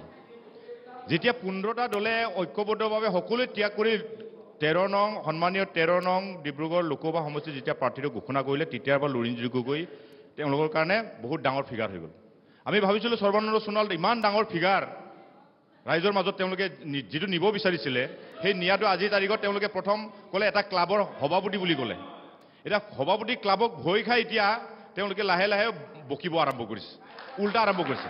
আৰু মই পৰিৱেশটোৰ কথা কৈছোঁ যে তেওঁলোকে বিষয়বিলাক যিবিলাক মূল ইছ্যু, মূল স্বৰূপে তেওঁলোকে আঁতৰি যাব বিচাৰিছে 6 জনগোষ্ঠীৰ কথা কোৱাৰ লগে ক'বই নিদিয়ে সেইটো কোৱাৰ লগে তেওঁলোকে বিৰোধ কৰিছে তেওঁলোকে স্ববিৰোধী কাম কৰিছে তেৰছ গলে ইমান ধুনীয়াকৈ ক'বলৈ চেষ্টা কৰিছে পাৰা নাই মই পুতু জন্মে চাহ জনগোষ্ঠীৰ জনপ্ৰতিনিধি এজনে বঞ্চিত হৈ পেলাই সৰ্বানন্দ সোণোৱালক দিছে এজনক বঞ্চিত কৰি কাৰণ এইটো সন্মানীয় এটা সমষ্টি যিটো চাহ জনগোষ্ঠীয়ে সদায় গৌৰৱ কৰি আহে তেওঁ শত্ৰুতা কৰিছে চাহ জনগোষ্ঠীক এজন বঞ্চিত কৰিছে 1 নম্বৰ 2 নম্বৰ যেতিয়া 6 জনগোষ্ঠীৰ কথা ক'লে তেওঁলোকে স্ববিৰোধী কথা কৈছে যে 6 জনগোষ্ঠীৰ কথা ক'লেই তেওঁলোকে ইমান যুক্তি ইমান আইন কানুনৰ কথা কৈছে কিমান নীতিৰ কথা কৈছে সংবিধানৰ কথা কৈছে যিটো একোৱেই নাজানে সেইটোৱে জ্ঞান দিবলৈ আহিছে 6 জনগোষ্ঠীৰ নেতৃত্বসকলক জাতীয়তাবাদ শিকাবলৈ বিচাৰিছে অসমীয়াবাদ শিকাবলৈ বিচাৰিছে চুচা লৈছে সংগঠনৰ মানুহৰ লগত আমিতো সেইটো কৰিবলৈ আমাৰ দৃষ্টতা নাই আমি নকৰো সেইকাৰণে গম পালো যে আজি তাৰিখৰ পৰা সোণোৱাল হাৰা আৰম্ভ কৰিলে আৰু নিশ্চিত থাকক লুৰিণজ্যোতি গগৈ যিটো যেনেকৈ তেওঁ গাঁৱে ভূঞে ঘূৰিছে যেনেকৈ জনসমৰ্থন পাইছে আজি ফাইট নকৰা মানুহজন ক্লাবৰ সভাপতিজন ফাইটলৈ আহিল তাৰমানে আৰু 2 দিন ৰখক লুৰিণজ্যোতি গগৈ জিকি আছে কাৰণ কেলে জিকিব মই তাৰ ইকুৱেশ্যনো দি আছো আপোনালোকে জানিব যে ভাবি আছে যে বিজেপি সৰ্বানন্দ সোণোৱালে মানে বহুত ডাঙৰ ফিগাৰ জিকি যাব কিন্তু তেওঁ কি কৰিলে কি নকৰিলে তাৰ ৰাইজে হিচাপ কৰিছে সেই ৰাইজে হিচাপ কৰাৰ কাৰণে আজি তাৰিখত তেওঁ নিজে নেখেলা মানুহটো তেওঁ বডি লেংগুৱেজে বেয়া যে ডিব্ৰুগড়ত খেলিবলৈ সাহসে নাছিল 1 নম্বৰ তেওঁ প্ৰথম চাহ জনগোষ্ঠীৰ লগত শত্ৰুতা কৰিলে ৰামেশ্বৰ তেলি কাটি পেলাই 2 নম্বৰ এজন অসমীয়া হত্যাক আগবঢ়াই নিবলৈ কাৰণে লুৰিণজ্যোতি আগবাঢ়ি আহিছে তেখেতক অসমীয়া মানুহৰ লগত তেওঁ শত্ৰুতা কৰিছে আজি লুৰিণজ্যোতি গগৈ ভাৰ্চেছ সৰ্বানন্দ সোণোৱাল নহয় কিন্তু এই নিৰ্বাচনটো জাতি ভাৰ্চেছ সৰ্বানন্দ সোণোৱাল কাৰণ জাতিটোক নেতৃত্ব দিবলৈ কাৰণে লুৰিণজ্যোতি আপোচ নকৰাকৈ কাম কৰি আছে সেই জাতিটোক তেওঁলোকে নিষেধ কৰিবৰ কাৰণে ৰামেশ্বৰ তেলিকক শত্ৰুতা কৰিছে আৰু জাতিটোৰ প্ৰতিনিধি গগৈৰ লগত মই ধন্যবাদ লক্ষীকান্ত দুবে মই এটা প্ৰশ্ন উত্থাপন হৈছিলে এইফালৰ পৰা কৰিছে মই এইটো কথা সুধিব বিচাৰিছিলো আচলতে যে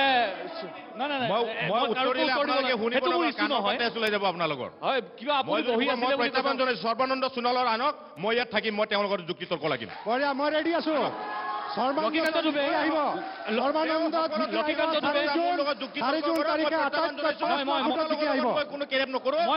আপোনালোকক কৈ দিলো মই তেখেতলৈ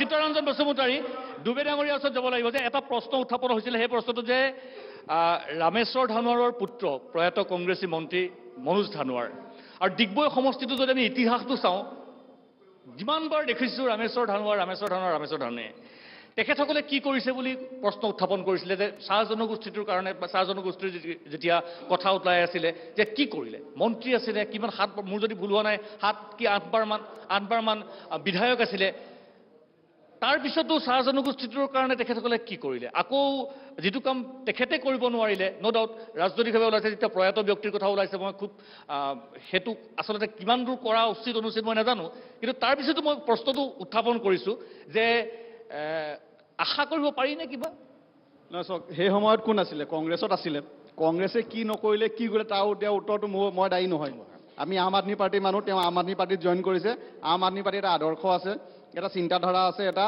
চিষ্টেম এটা আছে সেই চিষ্টেমত গৈ তেওঁ কাম কৰিবলৈ বাধ্য গতিকে তেওঁ এতিয়া বৰ্তমান আম আদমি পাৰ্টিত জইন কৰিছে আম আদমি পাৰ্টিৰ মতে কাম কৰি আছে গতিকে আম আদমি পাৰ্টিয়ে কি কৰিব বহুতে সুধি আছিলে যে আপোনালোকে কি কৰিব সেইটো কওক আমি মূলতঃ 3টা ইছ্যু ডাঙৰ ইছ্যু আছে ডিব্ৰুগড় লোকসভাত প্ৰথম ইছ্যুটো হৈছে যে আপোনাৰ আদিবাসীসকলৰ যি জনজাতিকৰণ সেইটোতো নহ'ল গতিকে সেইটোৰ ওপৰত যিবোৰ মাত মাতি আছিলে সেই মাত মাতি আছিলে মই আপোনাক উত্তৰ দিবলৈ হোৱা নাই আপুনি ইয়াত ডিষ্টাৰ্ব নকৰিব আপুনি কিয় ডিষ্টাৰ্ব কৰে বিজেপিৰ এটা প্ৰব্লেম কি গম পাইছে আপুনি বিজেপিৰ প্ৰব্লেমটো এইটোৱে মাত মাতিব নিদিয়ে সিহঁতি মাত মাতিব নিদিয়ে অকল অক্ষত বিহালি কৰিব ইয়াত আহি সন্মানীয় MLA আপুনি সন্মানীয় MLA আপুনি সন্মানীয় MLA আপুনি মনে থাকক আপোনাৰ সন্মানীয় MLA 31টা সন্মানী আছো মই অসমৰ ৰাজ্য জানি থোৱা সাতজন লোক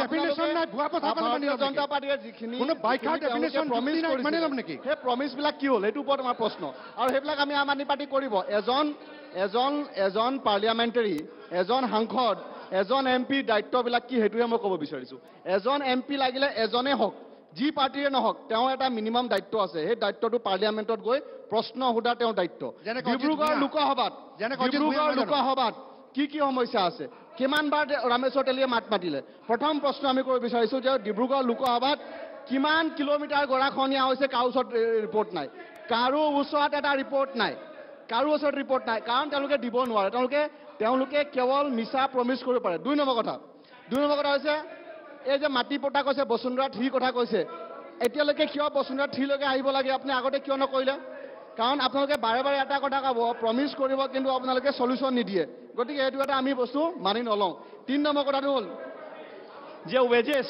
যি দৰমহা সেই দৰমহাটো 450 টকা দিব বুলি তেওঁলোকে নিজে প্ৰমিছ কৰিছিলে কিন্তু আজিলৈকে দিব নোৱাৰিলে গতিকে এইবিলাক মূল ইছ্যু থাকিব লগতে আম আদমি পাৰ্টিৰ এজন এমপিয়ে যেতিয়া পাৰ্লিয়ামেণ্টত যাব কি প্ৰশ্ন সুধিব এই প্ৰশ্নবিলাক সুধিব লগতে ভাৰতীয় জনতা পাৰ্টিয়ে যি ডেমক্ৰেচিক মাইনাছ কৰিবৰ কাৰণে ডেমক্ৰেচিক কমজোৰ কৰিবৰ কাৰণে যিবিলাক কাম কৰি আছে তাৰ ওপৰত মাত মাতিব মই এটা বাৰে বাৰে কৈ আছোঁ আৰু আমাৰ যিমান বিৰোধী দলবিলাক আছে এটা কথা বাৰে বাৰে কৈ আছে যে হয়তো এইবাৰে লাষ্ট বিজেপিৰ কাৰণে ইলেকশ্যন হ'ব এই দেশৰ কাৰণে ইলেকশ্যন হ'ব যদি আমি বিজেপিক হৰুৱাব নোৱাৰোঁ তেতিয়াহ'লে হয়তো এনেকুৱা হ'ব পাৰে যে নেক্সট ইলেকশ্যন নহ'ব পাৰে ইলেকশ্যন গতিকে তেওঁলোকে বাৰে বাৰে প্ৰমাণ দিছে এইবাৰ আপোনালোকে দেখিছে যে PMLA আইনখন তেওঁলোকে চেঞ্জ কৰিছে গতিকে তেওঁলোকৰ মতে যেতিয়া ইচ্ছা কৰিব তেতিয়াই তেওঁলোকে বিৰোধী নেতাবিলাকক জেলত ভৰাই থ'ব এইটো কিবা কথা মনীষ চিচোদিয়াই কৈ আছে তেওঁ জানেনে মনীষ চিচোদিয়াই কি কৰিছে মনীষ চিচোদিয়াই শিক্ষাৰ কাৰণে কি কৰিছে তেওঁ জানেনে কি কৰিছে নাজানে গতিকে সেইবিলাক কথা পাতি লাভ নাই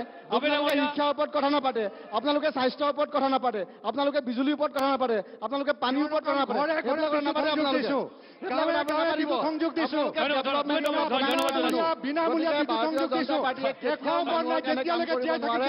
আম আদমি পাৰ্টিয়ে কাম কৰিব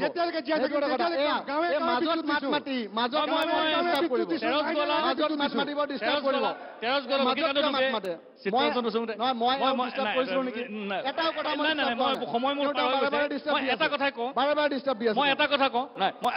এতিয়া যাবলৈ নোৱাৰিম আৰু মই এটা মোৰ ব্যক্তিগত অভিজ্ঞতাৰ কথা কওঁ যে এই জেগাতে 2014 চনত আমি এটা অনুষ্ঠান কৰিছিলোঁ ঠিক এনেকুৱা এটা অনুষ্ঠান 2014 চনত ৰাজ্যত কংগ্ৰেছ চৰকাৰ আৰু সেইটো সময়ত সেই সময়ৰ শাসক পক্ষই যিটো পৰিৱেশৰ সৃষ্টি কৰিছিল